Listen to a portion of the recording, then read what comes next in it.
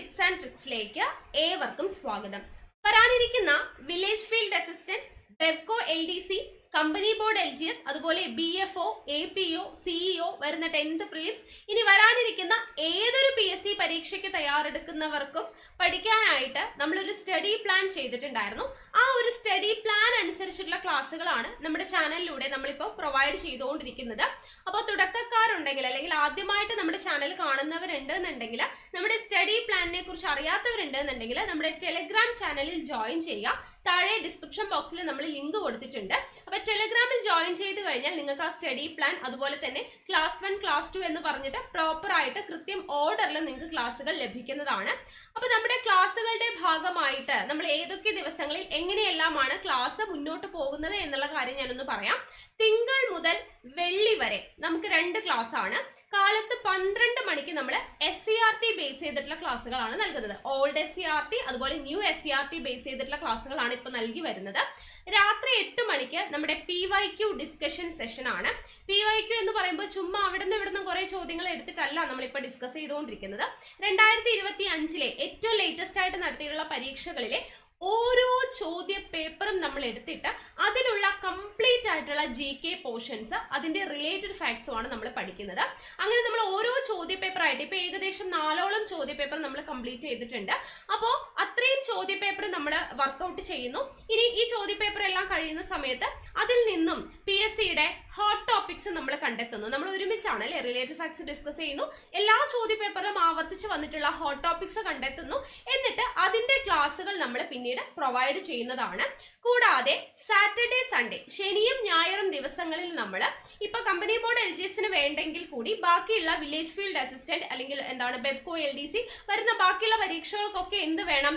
ഇംഗ്ലീഷും മലയാളവും വേണം. മാത്സ് ആണെങ്കിൽ ഇനി വരുന്ന ഏത് പരീക്ഷയ്ക്കാണെങ്കിലും മാത്സും വേണം അല്ലെ. അതേപോലെ തന്നെ ഇമ്പോർട്ടന്റ് ആയിട്ടുള്ള കാര്യമാണ് കറണ്ട് അഫയേഴ്സ് എന്ന് പറയുന്നത്. അപ്പൊ നമ്മൾ ശനിയും ഞായറും ദിവസങ്ങളിൽ English, maths, Malayalam, current affairs ഇതിന്റെ ക്ലാസ്സുകളായിരിക്കും പ്രൊവൈഡ് ചെയ്യുന്നുണ്ടാവുക. കറണ്ട് അഫയേഴ്സ് സെഷൻ എടുക്കുന്നത് ഞാനല്ല, അർച്ചന മിസ് ആണ്. രാത്രി 8 മണിക്ക് ഞായറാഴ്ചകളിൽ വീക്ക്ലി കറണ്ട് അഫയേഴ്സ് ആണ് നമ്മൾ നൽകി വരുന്നത്. എല്ലാ സൺഡേയും നമുക്ക് കറണ്ട് അഫയേഴ്സിന്റെ ക്ലാസ് ഉണ്ട്. ബാക്കി ഇംഗ്ലീഷ്, മാത്സ്, മലയാളത്തിന്റെ ക്ലാസ്സുകൾ കൂടി നമ്മൾ റെക്കോർഡഡ് സെഷൻ ആയിട്ട് ഞാൻ ഓൾറെഡി എടുത്തിട്ടുള്ള ക്ലാസ്സുകളാണ്. പക്ഷെ വളരെ ഡീറ്റെയിൽഡ് ആയിട്ട് തുടക്കക്കാർക്ക് പോലും, ഒട്ടും അറിയാത്തവർക്ക് പോലും മനസ്സിലാവുന്ന രീതിയിലാണ് നമ്മൾ ക്ലാസ്സുകളെല്ലാം എടുത്തു വെച്ചിട്ടുള്ളത്. അപ്പൊ ആ ഓരോ ക്ലാസ്സുകളും നിങ്ങൾക്ക് വേണ്ടിയിട്ട് ശനി, ഞായർ ദിവസങ്ങളിൽ നമ്മൾ പ്രൊവൈഡ് ചെയ്യുന്നുണ്ട്. ഓക്കെ, അപ്പൊ ഈ ഒരു രീതിയിലാണ് നമ്മുടെ ക്ലാസ്സുകൾ ഇപ്പോ മുന്നോട്ട് പോയിക്കൊണ്ടിരിക്കുന്നത്. അപ്പൊ ഇതുവരെയും നമ്മുടെ സ്റ്റഡി പ്ലാനിൽ ജോയിൻ ചെയ്യാത്തവരുണ്ട് എന്നുണ്ടെങ്കിൽ ജോയിൻ ചെയ്യാം. ഫ്രീ ക്ലാസ് ആണ്. യൂട്യൂബിൽ തന്നെയാണ് നമ്മൾ ക്ലാസ്സുകളെല്ലാം നൽകുന്നത്. അപ്പൊ കൃത്യമായിട്ടുള്ള ഓർഡറിൽ നിങ്ങൾക്ക് പഠിച്ചു വരണം എന്നുണ്ടെങ്കിൽ ടെലിഗ്രാം ചാനലിൽ ജോയിൻ ചെയ്യണേ. PYQ ഡിസ്കഷൻ സെഷന് നമ്മൾ ക്ലാസ് 1, ക്ലാസ് 2, ക്ലാസ് 3 എന്ന് പറഞ്ഞു കൊടുത്തിട്ടുണ്ട്. അതേപോലെ SCRT സ്റ്റാർട്ട് ചെയ്യുമ്പോൾ ക്ലാസ് എത്രയാണ് നമ്പർ, അതുപോലെ SCRTയുടെ എത്രാമത്തെ ക്ലാസ് ആണെന്നുള്ളത് നമ്മൾ മെൻഷൻ ചെയ്യുന്നുണ്ട്. ഇംഗ്ലീഷ് ആണെങ്കിൽ ഇംഗ്ലീഷിന്റെ എത്രാമത്തെ ക്ലാസ് ആണ്, എല്ലാം ക്ലാസ് നമ്പർ മെൻഷൻ ചെയ്ത് നമ്മൾ ടെലിഗ്രാമിലാണ് കറക്റ്റ് ആയിട്ട് കൊടുത്തിട്ടുള്ളത്. സോ ടെലിഗ്രാമിൽ എല്ലാവരും ജോയിൻ ചെയ്യുക. ഡിസ്ക്രിപ്ഷൻ ബോക്സിൽ ലിങ്ക് കൊടുത്തിട്ടുണ്ട്. ഓക്കെ അല്ലേ? പിന്നെ നമ്മുടെ ക്ലാസ്സുകളൊക്കെ ഇഷ്ടമാണെങ്കിൽ ലൈക്ക് ചെയ്യുക. അതുപോലെ നിങ്ങളുടെ സജഷൻസ് എന്തുണ്ടെങ്കിലും താഴെ കമന്റ് ആയിട്ട് അറിയിക്കാം. അതുപോലെ തന്നെ എല്ലാവർക്കും ഒന്ന് മാക്സിമം ഷെയർ ചെയ്ത് കൊടുക്കുകയും കൂടെ ചെയ്യാം. ഓക്കെ അല്ലേ? അപ്പൊ എന്തായാലും നമുക്ക് ഇന്നത്തെ ക്ലാസ്സിലോട്ട് കിടക്കാം. അപ്പൊ നമുക്ക് വനവിഭവങ്ങളും എന്ന് പറയുന്ന ഭാഗത്തെ SCRT പാഠഭാഗത്തിലോട്ട് കിടക്കാം. വനങ്ങളും വനവിഭവങ്ങളും എന്ന് പറയുന്ന ഭാഗത്ത് വരുന്ന ആദ്യത്തെ SCRT പാഠഭാഗം നമുക്ക് പഠിക്കാനുള്ളത് 5ാം ക്ലാസ്സിലെ 1ാമത്തെ ചാപ്റ്റർ ആണ്. 5ാം ക്ലാസ്സിലെ ബേസിക് സയൻസിലെ 1ാമത്തെ ചാപ്റ്റർ ആണ് സസ്യലോകത്തെ അടുത്തറിയാം. ഇതാണ് ചാപ്റ്ററിന്റെ പേര്. അപ്പോൾ ആദ്യം തന്നെ നമുക്കിവിടെ കുറേ ആഹാര സാധനങ്ങൾ അല്ലെ, സസ്യങ്ങളുടെയും ഫ്രൂട്ട്സിൻ്റെയും എല്ലാം, വെജിറ്റബിൾസിൻ്റെയും എല്ലാം തന്നെ നമുക്ക് ചിത്രങ്ങളൊക്കെ തന്നിട്ടുണ്ട്. അപ്പോൾ നമ്മൾ പലതരത്തിലുള്ള ആഹാര സാധനങ്ങൾ നമ്മൾ കഴിക്കുന്നുണ്ട് അല്ലേ. അപ്പോൾ ഇവിടെ ഒരു ക്വസ്റ്റ്യൻ കൊടുത്തിരിക്കുന്നു, നോക്കൂ. ചീരയുടെ ഇല മാത്രമാണോ നാം ആഹാരമായി ഉപയോഗിക്കുന്നത്? ആണോ? അല്ല. ചീരയുടെ ഇല മാത്രമല്ല, നമ്മൾ തണ്ടും കഴിക്കാറുണ്ട് അല്ലേ. ഇലയും തണ്ടും നമ്മൾ കഴിക്കാറുണ്ട്. ഇനി കോളിഫ്ലവർ കണ്ടിട്ടില്ലേ? അതിൻ്റെ ഏതു ഭാഗമാണ് നാം ഭക്ഷിക്കുന്നത്? കോളിഫ്ലവറിൻ്റെ ഏതു ഭാഗമാണ് നമ്മൾ ഭക്ഷിക്കുന്നത്? പൂവാണ് ഭക്ഷിക്കുന്നത് അല്ലേ. അപ്പോൾ ചീരയുടെ ഇലയും തണ്ടും ഉപയോഗിക്കുന്നുണ്ട്, കോളിഫ്ലവറിൻ്റെ പൂവ് നമ്മൾ ഉപയോഗിക്കുന്നുണ്ട്. അപ്പോൾ വിവിധ തരത്തിലുള്ള സസ്യങ്ങളുടെ വിവിധ ഭാഗങ്ങളാണ് നമ്മൾ ആഹാരമായിട്ട് ഉപയോഗിക്കുന്നത് എന്നുള്ളതാണ് അവിടെ ജസ്റ്റ് പറയുന്നത്. ഓക്കെ, ഇനി അടുത്തത് ഇവിടെ കുറച്ച് സുഗന്ധവ്യഞ്ജനങ്ങളുടെ ചിത്രം കൊടുത്തിട്ടുണ്ട്. സുഗന്ധവ്യഞ്ജനങ്ങൾ എന്ന് പറയുമ്പോൾ നോക്കുക, കുരുമുളക്, ഗ്രാമ്പു, മഞ്ഞൾ, ഇഞ്ചി, ഏലം അല്ലേ. അപ്പോൾ സുഗന്ധവ്യഞ്ജനങ്ങളാണ് കൊടുത്തിരിക്കുന്നത്. അപ്പോൾ സുഗന്ധവ്യഞ്ജനങ്ങൾ, ഔഷധങ്ങൾ തുടങ്ങി മറ്റു പല ആവശ്യങ്ങൾക്കും നാം സസ്യങ്ങളെ ഉപയോഗപ്പെടുത്തുന്നുണ്ട്. ഇനി അതുപോലെ തന്നെ ഇവിടെ നോക്കൂ, ഒരു ചിത്രം കൊടുത്തിരിക്കുന്നത് എന്താണ്? ഔഷധ സസ്യങ്ങളാണ്. നോക്കുക ഏതൊക്കെയാണ്? ആടലോടകം, കറിവേപ്പ്, ചെമ്പരത്തി, കുറുന്തോട്ടി, പനിക്കൂർക്ക, ആര്യവേപ്പ്, തൊട്ടാവാടി തുടങ്ങിയതാണ് അല്ലേ. അതൊക്കെ എന്താണ്? ഔഷധ സസ്യങ്ങളാണ്. അത് നമുക്ക് അറിയുന്നതാണ്. ഇനി ഇവിടെ നോക്കുക, ഇനി നമ്മുടെ ഇമ്പോർട്ടൻ്റ് ആയിട്ടുള്ള ഭാഗം. ഫസ്റ്റ് ഒരു ഇൻട്രൊഡക്ഷൻ പോലെ കുറച്ച് സസ്യങ്ങളെക്കുറിച്ച് പറഞ്ഞു എന്നേ ഉള്ളൂ. അടുത്തതാണ് പ്രകാശ സംശ്ലേഷണം. ഈ ഭാഗത്ത് നിന്ന് നമുക്ക് ചോദ്യം വരുന്ന ഒരു ഭാഗമാണ്, ഇത് ഇമ്പോർട്ടൻ്റ് ആണ്. പ്രകാശ സംശ്ലേഷണം അല്ലെങ്കിൽ ഫോട്ടോസിന്തസിസ് എന്ന് പറയുന്നത്. ഓക്കെ, അപ്പോൾ ഇതൊക്കെ വളരെ ബേസിക് ആയിട്ടുള്ള 5ാം ക്ലാസ്സിലെയാണ്, അപ്പോൾ വളരെ ബേസിക് ആയിട്ടുള്ള കാര്യങ്ങളാണ്. പക്ഷേ നമുക്കിപ്പോൾ സ്റ്റേറ്റ്മെൻറ്റ് ടൈപ്പ് ക്വസ്റ്റ്യൻസ് ഒക്കെ വരുന്നത് കൊണ്ട് തന്നെ വളരെ ഡീറ്റെയിൽഡ് ആയിട്ട് തന്നെ നമ്മൾ ഓരോ വരിയും വായിച്ച് പഠിക്കേണ്ടതായിട്ടുണ്ട്. അപ്പോൾ നമുക്ക് നോക്കാം. സസ്യങ്ങൾ വേരിലൂടെ വെള്ളം വലിച്ചെടുക്കുന്നുണ്ടെന്ന് നമുക്കറിയാം അല്ലേ. വേരിലൂടെയാണ് സസ്യങ്ങൾ എന്ത് ചെയ്യുന്നത്? വെള്ളം വലിച്ചെടുക്കുന്നത്. ഈ വെള്ളത്തിൽ പലതരം ലവണങ്ങൾ അടങ്ങിയിട്ടുണ്ട് അല്ലേ. അപ്പോൾ വെള്ളത്തിൽ എന്തടങ്ങിയിട്ടുണ്ട്? ലവണങ്ങൾ അടങ്ങിയിട്ടുണ്ട്. അപ്പോൾ ഈ ജലവും ലവണങ്ങളും സസ്യങ്ങൾ എന്തിലൂടെയാണ് വലിച്ചെടുക്കുന്നത്? വേരിലൂടെയാണ് വലിച്ചെടുക്കുന്നത്. ഇലകളിലെ ചെറിയ സുഷിരങ്ങളിലൂടെ അന്തരീക്ഷത്തിൽ നിന്ന് കാർബൺ ഡൈ ഓക്സൈഡ് എന്ന വാതകവും സസ്യങ്ങൾ വലിച്ചെടുക്കുന്നു. ഇലകളിലെ ചെറിയ സുഷിരങ്ങളിലൂടെയാണ് അന്തരീക്ഷത്തിൽ നിന്ന് എന്ത് ചെയ്യുന്നത്? കാർബൺ ഡൈ ഓക്സൈഡ് എന്ന വാതകം സസ്യങ്ങൾ വലിച്ചെടുക്കുന്നത്. അപ്പോൾ ഈ ചെറിയ സുഷിരങ്ങൾ എന്ന് പറയുമ്പോൾ അതിനൊരു പേരുണ്ട്, ആസ്യരന്ധ്രം എന്നാണ് പറയുക. ഓക്കെ, ഇലകളിലെ ചെറിയ സുഷിരങ്ങൾ എന്ന് പറയുന്നതിൻ്റെ പേരെന്താണ്? ആസ്യരന്ധ്രം അഥവാ സ്റ്റൊമാറ്റ എന്ന് പറയും. അതിലൂടെയാണ് എന്ത്? അന്തരീക്ഷത്തിൽ നിന്നും കാർബൺ ഡൈ ഓക്സൈഡ് എന്ന് പറയുന്ന വാതകം സസ്യങ്ങൾ വലിച്ചെടുക്കുന്നത്. സസ്യങ്ങൾ കാർബൺ ഡൈ ഓക്സൈഡ് വലിച്ചെടുക്കുന്നത് ഏതിലൂടെയാണ്? ഇലകളിലെ ചെറിയ സുഷിരങ്ങളായ ആസ്യരന്ധ്രങ്ങളിലൂടെയാണ്. ഓക്കെ, ഇതെല്ലാം ചെയ്യുന്നത് ആഹാരം നിർമ്മിക്കാൻ വേണ്ടിയാണ്. അപ്പോൾ ആഹാരം നിർമ്മിക്കാൻ എന്തൊക്കെ വേണം? നമ്മൾ പറഞ്ഞു വേരിലൂടെ വെള്ളം വലിച്ചെടുക്കുന്നു, അതിൽ ലവണങ്ങളുണ്ടെന്ന് പറഞ്ഞു. ദെൻ കാർബൺ ഡൈ ഓക്സൈഡ് എന്ന് പറയുന്ന വാതകം ചെറിയ സുഷിരങ്ങൾ ആസ്യരന്ധ്രങ്ങളിലൂടെ വലിച്ചെടുക്കുന്നുണ്ടെന്ന് പറഞ്ഞു. അപ്പോൾ ഈ കാർബൺ ഡൈ ഓക്സൈഡും ജലവും ലവണവും എന്തിനു വേണ്ടിയിട്ടാണ്? ആഹാരം നിർമ്മിക്കാൻ വേണ്ടിയിട്ടാണ്. അപ്പോൾ ചെടികൾക്ക്, സസ്യങ്ങൾക്ക് ആഹാരം നിർമ്മിക്കാൻ എന്തൊക്കെ ആവശ്യമാണ്? ജലം, ലവണം, കാർബൺ ഡൈ ഓക്സൈഡ് എന്നിവ ആവശ്യമാണ്. ഓക്കെ, ഇലകളിൽ വച്ചാണ് എന്ത് നടക്കുന്നത്? ആഹാര നിർമ്മാണം നടക്കുന്നത്. ഇലകളിൽ വച്ചാണ് ആഹാര നിർമ്മാണം നടക്കുന്നത്. ഈ പ്രവർത്തനത്തെയാണ് പ്രകാശ സംശ്ലേഷണം എന്ന് പറയുന്നത്. അപ്പോൾ പ്രകാശ സംശ്ലേഷണം എന്ന് പറഞ്ഞാൽ എന്താണ്? സസ്യങ്ങൾ ജലവും ലവണവും കാർബൺ ഡൈ ഓക്സൈഡും യൂസ് ചെയ്തിട്ട് ഇലകളിൽ ആഹാരം നിർമ്മിക്കുന്ന പ്രക്രിയയാണ് എന്തെന്ന് പറയുന്നത്? പ്രകാശ സംശ്ലേഷണം എന്ന് പറയുന്നത്. ഇത് നടക്കണമെങ്കിൽ ഇലകളിലെ ഹരിതകം എന്ന വർണ്ണവസ്തുവിൻ്റെ സഹായവും സൂര്യപ്രകാശവും വേണം. അപ്പോൾ പ്രകാശ സംശ്ലേഷണത്തിന് ജലവും ലവണവും കാർബൺ ഡൈ ഓക്സൈഡും മാത്രം പോരാ. പ്രകാശ സംശ്ലേഷണം നടക്കണമെങ്കിൽ ഇലകളിൽ എന്ത് വേണം? ഹരിതകം എന്ന് പറയുന്ന വർണ്ണവസ്തു വേണം. ഹരിതകം, ക്ലോറോഫിൽ വേണം. ഓക്കെ, ഹരിതകം അല്ലെങ്കിൽ ക്ലോറോഫിൽ എന്ന് പറയുന്ന വർണ്ണവസ്തുവിൻ്റെ സഹായവും വേണം, സൂര്യപ്രകാശവും വേണം. അപ്പോൾ സൂര്യപ്രകാശത്തിൻ്റെ സാന്നിധ്യത്തിൽ മാത്രമേ എന്ത് നടക്കത്തുള്ളൂ? പ്രകാശ സംശ്ലേഷണം നടക്കത്തുള്ളൂ. ഹരിതകത്തിൻ്റെ സാന്നിധ്യത്തിലാണ് നടക്കുന്നത്. ഓക്കെ, സൂര്യപ്രകാശത്തിൻ്റെ സഹായത്തോടു കൂടി ഹരിതകത്തിൻ്റെ സാന്നിധ്യത്തിൽ എന്ത് നടക്കുന്നു? ജലവും ലവണവും കാർബൺ ഡൈ ഓക്സൈഡും ഉപയോഗിച്ച് സസ്യങ്ങൾ പ്രകാശ സംശ്ലേഷണം നടത്തുന്നു. ഓക്കെ, ഈ പ്രകാശ സംശ്ലേഷണത്തിൻ്റെ ഉൽപ്പന്നമാണ് എന്തെന്ന് പറയുന്നത്? ഗ്ലൂക്കോസ്. ഓക്കെ, പ്രകാശ സംശ്ലേഷണം അല്ലെങ്കിൽ സസ്യങ്ങൾ ആഹാരം പാചകം ചെയ്ത് കഴിയുമ്പോൾ ഉണ്ടാവുന്ന ഉൽപ്പന്നം എന്താണ്? ഗ്ലൂക്കോസ് ആണ്. ഗ്ലൂക്കോസ് മാത്രമല്ല, ഇതോടൊപ്പം എന്തും ഉണ്ടാവുന്നുണ്ട്? ഓക്സിജനും ഉണ്ടാവുന്നുണ്ട്. അപ്പോൾ പ്രകാശ സംശ്ലേഷണത്തിൻ്റെ ഉൽപ്പന്നങ്ങൾ എന്തൊക്കെയാണ്? ഗ്ലൂക്കോസും ഓക്സിജനുമാണ് ഉൽപ്പന്നങ്ങൾ. ഈ ഓക്സിജൻ സസ്യങ്ങൾ എന്ത് ചെയ്യുന്നു? പകൽ സമയത്ത് പുറത്തുവിടുന്നു. പകൽ സമയത്ത് എന്ന് പറയാൻ കാര്യം എന്താണ്? പ്രകാശ സംശ്ലേഷണം നടക്കുന്നത് പകൽ സമയത്താണ് അല്ലേ. സൂര്യപ്രകാശത്തിന്റെ പ്രസൻസ് ഉണ്ടെങ്കിലാണ് പ്രകാശ സംശ്ലേഷണം നടക്കത്തുള്ളൂ. അതായത് പകൽ സമയത്താണ് പ്രകാശ സംശ്ലേഷണം നടക്കുകയുള്ളൂ. പ്രകാശ സംശ്ലേഷണ സമയത്ത് ഏത് വാതകമാണ് സ്വീകരിക്കുന്നത്? സസ്യങ്ങൾ കാർബൺ ഡൈ ഓക്സൈഡ് ആണ് സ്വീകരിക്കുന്നത്. അപ്പോൾ കാർബൺ ഡൈ ഓക്സൈഡ് സ്വീകരിച്ചുകൊണ്ട് പ്രകാശ സംശ്ലേഷണം നടത്തി ഓക്സിജൻ പുറത്തോട്ട് വിടും അല്ലേ, കാർബൺ ഡൈ ഓക്സൈഡ് സ്വീകരിച്ച് ഓക്സിജൻ പുറത്തോട്ട് വിടുന്നു. അപ്പോൾ ഈ ഓക്സിജൻ സസ്യങ്ങൾ പകൽ സമയത്ത് പുറത്തു വിടുന്നു എന്ന് പറയാൻ കാര്യം ഇതാണ്. പകൽ സമയത്താണ് പ്രകാശ സംശ്ലേഷണം നടക്കുന്നത്. പ്രകാശ സംശ്ലേഷണത്തിൽ കാർബൺ ഡൈ ഓക്സൈഡ് സ്വീകരിക്കുന്നു, ഓക്സിജനെ പുറത്തു വിടുന്നു. പ്രകാശ സംശ്ലേഷണ സമയത്ത് ഉണ്ടായ ഗ്ലൂക്കോസ് പിന്നീട് എന്തായിട്ട് മാറ്റപ്പെടുന്നു? അന്നജമായിട്ട് മാറ്റപ്പെടുന്നു. ഓക്കെ, ഇപ്പം ഗ്ലൂക്കോസ് എന്ന് പറയുന്നത് പിന്നീട് എന്താണ് മാറുന്നത്? അന്നജമായിട്ടാണ് മാറ്റപ്പെടുന്നത്. അപ്പം സ്വന്തമായി ആഹാരം നിർമ്മിക്കുന്നത് കൊണ്ട് സസ്യങ്ങളെ പറയുന്ന പേരാണ് സ്വപോഷികൾ. ഓക്കെ, സ്വന്തമായി ആഹാരം നിർമ്മിക്കുന്നത് കൊണ്ട്, ഓക്കെ, സ്വന്തമായിട്ട് ആഹാരം നിർമ്മിക്കുന്നത് കൊണ്ട് സസ്യങ്ങളെ പറയുന്നത് എന്താണ്? സ്വപോഷികൾ എന്നാണ് പറയുന്നത്. അപ്പോൾ പ്രകാശ സംശ്ലേഷണം എന്താണെന്ന് മനസ്സിലായല്ലോ. ഓക്കെ, ജലവും ലവണവും കാർബൺ ഡൈ ഓക്സൈഡും ഉപയോഗിച്ച് ഹരിതകത്തിൻ്റെ സഹായത്തോടു കൂടി സൂര്യപ്രകാശത്തിൻ്റെ സാന്നിധ്യത്തിൽ സസ്യങ്ങൾ ആഹാരം ചെയ്യുന്ന പ്രോസസ്സാണ് പ്രകാശ സംശ്ലേഷണം. പ്രകാശ സംശ്ലേഷണത്തിൻ്റെ ഉൽപ്പന്നങ്ങൾ എന്തൊക്കെയാണ്? ഗ്ലൂക്കോസും ഓക്സിജനുമാണ്. ഗ്ലൂക്കോസ് പിന്നീട് എന്തായിട്ട് മാറപ്പെടുന്നു? അന്നജമാക്കിയിട്ട് മാറ്റപ്പെടുന്നു. ഈ ഓക്സിജൻ സസ്യങ്ങൾ പുറത്തുവിടുന്നത് എപ്പോഴാണ്? പകൽ സമയത്താണ്. കാരണം പ്രകാശ സംശ്ലേഷണം നടന്ന് അല്ലെ കാർബൺ ഡൈ ഓക്സൈഡ് സ്വീകരിച്ച് ഓക്സിജൻ പുറത്തോട്ട് വിടുകയാണ്. അപ്പോൾ രാത്രി എന്തായിരിക്കും ചെയ്യുക? രാത്രി എന്ന് പറയുമ്പോൾ ഓക്സിജൻ ശ്വസിച്ച് കാർബൺ ഡൈ ഓക്സൈഡ് പുറത്തുവിടും അല്ലെ. ശ്വസനം എന്ന് പറയുന്നത് മനുഷ്യരുടെയും സസ്യങ്ങളുടേതും ഒരുപോലെ തന്നെയാണ്. ഓക്സിജനെ ശ്വസിക്കുന്നു, കാർബൺ ഡൈ ഓക്സൈഡ് പുറത്തോട്ട് വിടുന്നു. ഓക്കെ, അപ്പോൾ ശ്വസനം എന്ന് പറയുന്നത് രാത്രിയും പകലും ഉണ്ടാവും. പ്രകാശ സംശ്ലേഷണത്തിൽ എന്ന് പറഞ്ഞ് എടുത്തു ചോദിച്ചു കഴിഞ്ഞാൽ അല്ലെങ്കിൽ പകൽ സമയത്ത് സസ്യങ്ങൾ പുറത്തുവിടുന്ന എന്താണ്? ഓക്സിജൻ ആണ് സ്വീകരിക്കുന്നത്, കാർബൺ ഡൈ ഓക്സൈഡ് ആണ്.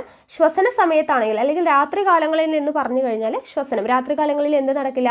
പ്രകാശ സംശ്ലേഷണം നടക്കില്ല. അപ്പോൾ രാത്രി കാലങ്ങളിൽ സസ്യങ്ങൾ സ്വീകരിക്കുന്നത് എന്താണ്? ഓക്സിജൻ സ്വീകരിക്കുന്നു, ശ്വസിക്കാനായിട്ട് കാർബൺ ഡൈ ഓക്സൈഡ് പുറത്തുവിടുന്നു. ഓക്കെ, അപ്പോൾ ഇത്രയും കാര്യങ്ങൾ മനസ്സിലായല്ലോ. ഇനി ഇവിടെ ഒരു ഫ്ലോ ചാർട്ട് തന്നിട്ടുണ്ട്. ഇവിടെ കോളം ഫില്ല് ചെയ്യാനാണ്.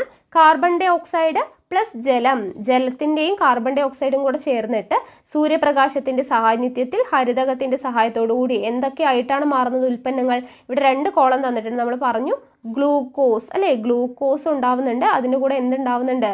ഓക്സിജൻ ഉണ്ടാവുന്നുണ്ട് അല്ലേ. ഗ്ലൂക്കോസും ഓക്സിജനുമാണ് എന്തിൻ്റെ ഉൽപ്പന്നം? പ്രകാശ സംശ്ലേഷണത്തിൻ്റെ ഉൽപ്പന്നങ്ങൾ എന്ന് പറയുന്നത്. ഓക്കെ, അപ്പോൾ നമ്മൾ പറഞ്ഞു സസ്യങ്ങൾ കാർബൺ ഡൈ ഓക്സൈഡ് വലിച്ചെടുക്കുന്നത് ചെറിയ സുഷിരങ്ങളിലൂടെയാണ് എന്ന് പറഞ്ഞു അല്ലേ. ആ സുഷിരത്തിൻ്റെ പേരാണ് ആസ്യരന്ധ്രം എന്ന് ഞാൻ പറഞ്ഞു. ആ ചിത്രമാണ് ഇവിടെ കൊടുത്തിട്ടുള്ളത്. ആസ്യരന്ധ്രം അഥവാ സ്റ്റൊമാറ്റ എന്ന് പറയുന്ന ചെറിയ സുഷിരങ്ങളിലൂടെയാണ് എന്ത് വലിച്ചെടുക്കുന്നത്?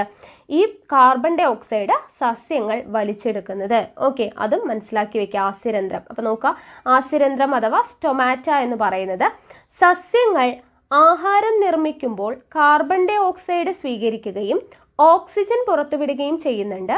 ഈ വാതക വിനിമയം നടക്കുന്നത് ഇലകളിലുള്ള ചെറിയ ചില സുഷിരങ്ങളിലൂടെയാണ്. ഈ സുഷിരങ്ങളെയാണ് എന്തെന്ന് പറയുന്നത്? ആസ്യരന്ധ്രങ്ങൾ എന്ന് പറയുന്നത്. സസ്യങ്ങളിൽ നിന്ന് ജലബാഷ്പം അന്തരീക്ഷത്തിലേക്ക് പോകുന്നതും ഈ സുഷിരങ്ങളിലൂടെയാണ്. ഓക്കെ, കാർബൺ ഡൈ ഓക്സൈഡ് സസ്യങ്ങൾ വലിച്ചെടുക്കുന്നത് മാത്രമല്ല, സസ്യങ്ങളിൽ നിന്ന് ജലബാഷ്പം അന്തരീക്ഷത്തിലേക്ക് പോകുന്നതും ഏതിലൂടെയാണ്? ആസ്യരന്ധ്രത്തിലൂടെയാണ് എന്നുള്ളത് ഓർത്തിരിക്കുക. ഓക്കെ, അപ്പോൾ ആസ്യരന്ധ്രം എന്താണെന്ന് മനസ്സിലായി. ഇനി അടുത്തത് നമ്മൾ പഠിക്കുന്നത് ഹരിതകം അഥവാ ക്ലോറോഫിലിനെ കുറിച്ചാണ്. നമ്മൾ പറഞ്ഞു ഹരിതകത്തിൻ്റെ സാന്നിധ്യത്തിലാണ് എന്ത് നടക്കുന്നത്? പ്രകാശ സംശ്ലേഷണം നടക്കുന്നതെന്ന് പറഞ്ഞു. അപ്പോൾ സസ്യങ്ങളിൽ കാണുന്ന പച്ച നിറമുള്ള വർണ്ണകമാണ് ഹരിതകം. ഓക്കെ, സസ്യങ്ങളിൽ കാണപ്പെടുന്ന പച്ച നിറമുള്ള വർണ്ണകമാണ് എന്ത്? ഹരിതകം. ആഹാര നിർമ്മാണത്തിന് ആവശ്യമായ സൂര്യപ്രകാശത്തെ ആഗിരണം ചെയ്യുന്നത് ആരാണ്? ഹരിതകമാണ്. ആഹാര നിർമ്മാണത്തിന് ആവശ്യമായ സൂര്യപ്രകാശത്തെ ആഗിരണം ചെയ്യുന്നത് ഹരിതകമാണ്. ഹരിതകം കൂടുതലുള്ളത് ഇലകളിലാണ്. ഹരിതകം കൂടുതലുള്ളത് എന്തിലാണ്? ഇലകളിലാണ് അല്ലേ. പക്ഷെ എല്ലാ ഇലകൾക്കും പച്ച നിറമാണോ ഉള്ളത്? അല്ല. പിന്നെ നമ്മൾ ചുവന്ന ചീര കണ്ടിട്ടുണ്ട് അല്ലേ. അപ്പോൾ ഈ ചുവന്ന ചീരയിൽ ഹരിതകമുണ്ടോ എന്നൊരു ക്വസ്റ്റ്യൻ കണ്ടോ ഇവിടെ? ചുവന്ന ചീരയിൽ ഹരിതകമുണ്ടോ? ഉണ്ട്. കാരണം എന്താണ് പറഞ്ഞിരിക്കുന്നത്? ഹരിതകം കൂടുതലുള്ളത് ഇലകളിലാണ്. ഇലകളിൽ കൂടുതലുള്ളത് കൊണ്ട് പച്ച നിറമുള്ള ഹരിതകമായതുകൊണ്ട് ഇലകൾ പച്ച നിറത്തിൽ കാണപ്പെടുന്നു. പക്ഷേ എല്ലാ സസ്യങ്ങളിലും എന്തടങ്ങിയിട്ടുണ്ട്? ഹരിതകം അടങ്ങിയിട്ടുണ്ട്. അതിൽ ഹരിതകത്തിൻ്റെ അളവ് ഏറ്റവും കൂടുതൽ നിൽക്കുന്ന സസ്യങ്ങളിലായതുകൊണ്ടാണ് സസ്യങ്ങൾ പച്ച നിറത്തിൽ. ഇനി കുറച്ച് ഹരിതകമേ അടങ്ങിയിട്ടുള്ളൂ. വേറെയും വർണ്ണവസ്തുക്കൾ നമുക്ക് പഠിക്കാനുണ്ട്. അപ്പോൾ അങ്ങനെയുള്ള വർണ്ണവസ്തുക്കൾ കളേർഡ് ആയിട്ടുള്ളത് ഏതാണോ കൂടുതലുള്ളത് അതിൻ്റെ കളറായിരിക്കും ചെടിക്ക് കിട്ടുന്നത്. പക്ഷേ എല്ലാ സസ്യങ്ങളിലും എന്തുണ്ട്? ചുവന്ന ചീരയിലായിക്കോട്ടെ, ഇനി മഞ്ഞ ആയിക്കോട്ടെ, എന്തിലാണെങ്കിലും സസ്യങ്ങളിൽ എന്തുണ്ട്? എല്ലാ സസ്യങ്ങളിലും ഹരിതകമുണ്ട്. ഹരിതകമുണ്ടെങ്കിലേ പ്രകാശ സംശ്ലേഷണം ചെയ്യാനായിട്ട് പറ്റത്തുള്ളൂ. ഓക്കെ, അപ്പോൾ സ്വന്തമായിട്ട് ആഹാരം ഉണ്ടാക്കുന്ന എല്ലാ സസ്യങ്ങളിലും എന്തടങ്ങിയിട്ടുണ്ട്? ഹരിതകം അടങ്ങിയിട്ടുണ്ട് എന്നുള്ളത് ഓർത്തിരിക്കുക. ഓക്കെ, ഇനി നമ്മൾ പറയുന്നത് പല നിറങ്ങൾ, അതായത് നമ്മൾ പറഞ്ഞു ചുവന്ന ചീരയ്ക്ക് ചുവപ്പ് നിറമാണ് അല്ലേ, ക്യാരറ്റിന് ഓറഞ്ച് നിറമാണ്, ചില ഫ്രൂട്ട്സിനൊക്കെ മഞ്ഞ നിറമാണ്. അപ്പോൾ ഇങ്ങനെ പലതരത്തിലുള്ള നിറങ്ങൾ തരുന്ന പലതരത്തിലുള്ള വർണ്ണകങ്ങൾ പഠിക്കാനുണ്ട്. നമ്മൾ പറഞ്ഞു ഹരിതകം എന്ന് പറയുന്നത് പച്ച നിറമാണ് നൽകുന്നത്, ഇലകളിലാണ് കൂടുതലായിട്ട് കാണപ്പെടുന്നത്. അപ്പോൾ ഹരിതകമല്ലാത്ത വർണ്ണങ്ങളും ഉണ്ട്, അതാണ് നമ്മൾ പഠിക്കുന്നത്. സാന്തോഫിൽ, ആദ്യം പഠിക്കുന്നത് എന്താണ്? സാന്തോഫിൽ എന്ന വർണ്ണകമുള്ള ഇലകൾ മഞ്ഞ നിറത്തിലും, അപ്പം മഞ്ഞ നിറം നൽകുന്നത് എന്താണ്? സാന്തോഫിൽ എന്ന് പറയുന്ന വർണ്ണകമാണ് മഞ്ഞ നിറത്തിന് കാരണം. അടുത്തത് കാരോട്ടിൻ ഉള്ളവ ഓറഞ്ചും മഞ്ഞയും കലർന്ന നിറത്തിൽ. ഞാൻ പറഞ്ഞു ക്യാരറ്റിന്റെ നിറം എന്താണ്? ഒരു ഓറഞ്ച് കളറാണ് അല്ലേ, ഓറഞ്ചോ അല്ലെങ്കിൽ ഓറഞ്ചും മഞ്ഞയും കലർന്ന നിറത്തിലോ ഉള്ളതാണ് കാരോട്ടിൻ എന്ന് പറയുന്ന വർണ്ണവസ്തുവാണ് അതിന് നിറം നൽകുന്നത്. ഇനി ആന്തോസയനിൻ എന്ന് പറയുന്ന വർണ്ണകമുള്ള ഇലകൾ ചുവപ്പ് നിറത്തിലാണ് കാണപ്പെടുന്നത്. ആന്തോസയനിൻ നൽകുന്നത് എന്താണ്? ചുവപ്പ് നിറമാണ്. ഓക്കെ, അപ്പോൾ സാന്തോഫിൽ നൽകുന്നത് മഞ്ഞ നിറം, കാരോട്ടിൻ ഓറഞ്ച് അല്ലെങ്കിൽ ഓറഞ്ചും മഞ്ഞയും കൂടെ കലർന്ന നിറം, ആന്തോസൈനിൻ നൽകുന്നത് ചുവപ്പ് നിറമാണ്. ഓക്കെ, അത് പഠിച്ചു വെക്കുക. ഇവിടെ നോക്കുക, ഇലകൾക്കും തണ്ടുകൾക്കും പൂക്കൾക്കും പഴങ്ങൾക്കും നിറം നൽകുന്നത് എന്താണ്? വർണ്ണകങ്ങളാണ്. നമ്മൾ പഠിച്ചല്ലേ, ഹരിതകം പച്ച നിറം നൽകുന്നു, സാന്തോഫിൽ മഞ്ഞ നിറം നൽകുന്നു, കാരോട്ടിൻ ഓറഞ്ചും മഞ്ഞയും കൂടെ കലർന്ന നിറം, ആന്തോസൈനിൻ ചുവന്ന നിറം നൽകുന്നു. ഓക്കെ, ഇനി ഇവിടെ നോക്കാം, ടീച്ചർ വീട്ടിലെ ബെഡ്റൂമിൽ ഞാൻ കുറച്ച് ചെടികൾ വളർത്തിയിട്ടുണ്ട്, ചെടി പുറത്തുവിടുന്ന ഓക്സിജൻ വീടിനകത്ത് നന്നായി കിട്ടുമല്ലേ എന്ന് ഒരു കുട്ടി ചോദിക്കുകയാണല്ലേ. അപ്പോൾ വീട്ടിനുള്ളിൽ ചെടി വളർത്തുന്നത് കൊണ്ട് നമുക്ക് എന്തെങ്കിലും പ്രയോജനമുണ്ടോ? രാത്രിയിൽ ഓക്സിജൻ കിട്ടുന്നതിന് ഈ സംവിധാനം സഹായകമാവുമോ എന്നാണ് ചോദിച്ചിരിക്കുന്നത്. അപ്പോൾ ഈ ഒരു ക്വസ്റ്റ്യൻ എന്ന് പറയുന്നത് എന്താണ്? വളരെ നല്ലൊരു ക്വസ്റ്റ്യൻ ആണ്. കാരണം എന്താണ്? വീട്ടിനുള്ളിൽ ചെടി വളർത്തി എന്ന് വിചാരിക്കാം. അപ്പം നമ്മൾ പറഞ്ഞു പകൽ സമയത്ത് പ്രകാശ സംശ്ലേഷണം നടക്കുന്നു സൂര്യപ്രകാശത്തിൻ്റെ സഹായത്തോടു കൂടി. അപ്പോൾ കാർബൺ ഡൈ ഓക്സൈഡ് വലിച്ചെടുക്കും അല്ലേ, പ്രകാശ സംശ്ലേഷണത്തിന് സമയത്ത് കാർബൺ ഡൈ ഓക്സൈഡ് വലിച്ചെടുക്കും, എന്നിട്ട് എന്ത് ചെയ്യും? ഓക്സിജനെയാണ് പുറത്തോട്ട് വിടുന്നത്. ആ സമയത്ത്, അതായത് പകൽ സമയത്ത് അപ്പോൾ ഫുള്ളായിട്ട് ഓക്സിജൻ ഉണ്ടാവും, അപ്പോൾ നല്ലതായിരിക്കും നമുക്കല്ലേ. പക്ഷെ രാത്രി സമയത്ത് ശ്വസനമാണല്ലേ, രാത്രി സമയത്ത് ശ്വസനം, പ്രകാശ സംശ്ലേഷണം നടക്കുന്നില്ല, ശ്വസനമാണ് നടക്കുന്നത്. ശ്വസന സമയത്ത് സസ്യങ്ങളും എന്ത് തന്നെയാണ് ചെയ്യുന്നത്? മനുഷ്യരെ പോലെ ഓക്സിജൻ തന്നെയാണ് ശ്വസിക്കുന്നത്. അപ്പോൾ സസ്യങ്ങളും ഓക്സിജൻ ശ്വസിച്ച് എന്ത് പുറത്തോട്ട് വിടും? കാർബൺ ഡൈ ഓക്സൈഡ് പുറത്തോട്ട് വിടും. നമ്മൾ മനുഷ്യരും എന്ത് ചെയ്യും? ഓക്സിജനെ ശ്വസിച്ച് കാർബൺ ഡൈ ഓക്സൈഡ് പുറത്തോട്ട് വിടും.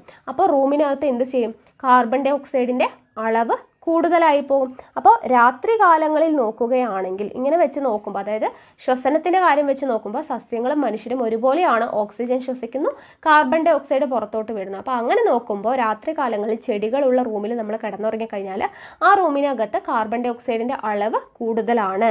ഓക്കെ, അപ്പോൾ അത് നമുക്ക് ദോഷകരമാണ്. ഓക്കെ, ആ ഒരു രീതിയിൽ നോക്കുമ്പോൾ. അടുത്തത് പ്രകാശ സംശ്ലേഷണവും ശ്വസനവും എന്ന് പറഞ്ഞ് തന്നിട്ടുണ്ട്. നോക്കുക, സസ്യങ്ങൾ എപ്പോഴും ഓക്സിജൻ മാത്രമാണോ പുറത്തുവിടുന്നത്? അല്ല. നമ്മളിപ്പോൾ പറഞ്ഞു എന്താണ്? പ്രകാശ സംശ്ലേഷണത്തിൻ്റെ സമയത്ത് കാർബൺ ഡൈ ഓക്സൈഡ് സ്വീകരിച്ച് ഓക്സിജനെ പുറത്തുവിടും, ശ്വസനത്തിൻ്റെ സമയത്ത് എന്ത് ചെയ്യും? ഓക്സിജനെ സ്വീകരിച്ച് കാർബൺ ഡൈ ഓക്സൈഡ് പുറത്തുവിടും. പ്രകാശ സംശ്ലേഷണം രാത്രിയിൽ സാധ്യമാകുമോ? ഇല്ല. കാരണം എന്താണ്? പ്രകാശ സംശ്ലേഷണം നടക്കണമെങ്കിൽ എന്ത് വേണം? സൂര്യപ്രകാശം വേണം അല്ലേ, സൂര്യൻ വേണം. സൂര്യൻ ഉണ്ടെങ്കിലേ പ്രകാശ സംശ്ലേഷണം നടക്കത്തുള്ളൂ. അടുത്തത്, രാത്രിയും പകലും സസ്യങ്ങൾ ഉൾപ്പെടെ എല്ലാ ജീവികളിലും നടക്കുന്ന പ്രവർത്തനം എന്താണ്? രാത്രിയും പകലും സസ്യങ്ങളും അല്ലെങ്കിൽ ജന്തുക്കളും മനുഷ്യരിലൊക്കെ നടക്കുന്ന പ്രവർത്തനം എന്താണ്? ശ്വസനമാണ് അല്ലേ. ശ്വസനം രാത്രിയും പകലും എല്ലാം സസ്യങ്ങളിലും മനുഷ്യരിലും എല്ലാം ഒരേപോലെയാണ്. ഓക്സിജൻ സ്വീകരിക്കുന്നു, കാർബൺ ഡൈ ഓക്സൈഡ് പുറത്തോട്ട് വിടുന്നു. ഓക്കെ, നോക്കുക, നമ്മളിപ്പോൾ പറഞ്ഞ കാര്യങ്ങളാണ് ഇവിടെ കൊടുത്തിട്ടുള്ളത്. ഹരിത സസ്യങ്ങൾ പകൽ സമയത്ത് പ്രകാശ സംശ്ലേഷണം നടത്തുമ്പോൾ കാർബൺ ഡൈ ഓക്സൈഡ് സ്വീകരിക്കുകയും ഓക്സിജൻ പുറത്തുവിടുകയും ചെയ്യുന്നു. രാത്രിയിൽ പ്രകാശ സംശ്ലേഷണം നടക്കാത്തതിനാൽ ഓക്സിജൻ പുറത്തുവിടുന്നില്ല. സസ്യങ്ങൾ ഉൾപ്പെടെ എല്ലാ ജീവികളും പകലും രാത്രിയും ശ്വസിക്കുന്നു. അപ്പോൾ ഓക്സിജൻ സ്വീകരിക്കുകയും കാർബൺ ഡൈ ഓക്സൈഡ് പുറത്തുവിടുകയും ചെയ്യുന്നു. നമ്മളിപ്പോൾ പറഞ്ഞ കാര്യം തന്നെയാണ്. ഓക്കെ, ഇനി അടുത്തത് നമ്മൾ പഠിക്കുന്നത് നോക്കുക. ജസ്റ്റ് ഇവിടെ ഓർക്കിഡേറിയം എന്ന് പറഞ്ഞിട്ട് എന്താണെന്ന് കൊടുത്തിട്ടുണ്ട്. നോക്കുക, അതായത് ഓർക്കിഡ് വിഭാഗത്തിൽപ്പെടുന്ന ചെടികൾ വളർത്തുന്ന ഉദ്യാനമാണ് ഓർക്കിഡേറിയം. ഓർക്കിഡ് വിഭാഗത്തിൽപ്പെട്ട ചെടികൾ വളർത്തുന്ന ഉദ്യാനമാണ് എന്ത്? ഓർക്കിഡേറിയം എന്ന് പറയുന്നത്. ഇനി അടുത്തത് നമ്മൾ പഠിക്കുന്നത് എന്താണ് എപ്പിഫൈറ്റുകൾ എന്നാണ്. ഓക്കെ, അപ്പോൾ ഇവിടെ നമുക്ക് ചിത്രം തന്നിട്ടുണ്ട്. മരവാഴയുടെ ചിത്രമാണ് തന്നിട്ടുള്ളത് അല്ലേ.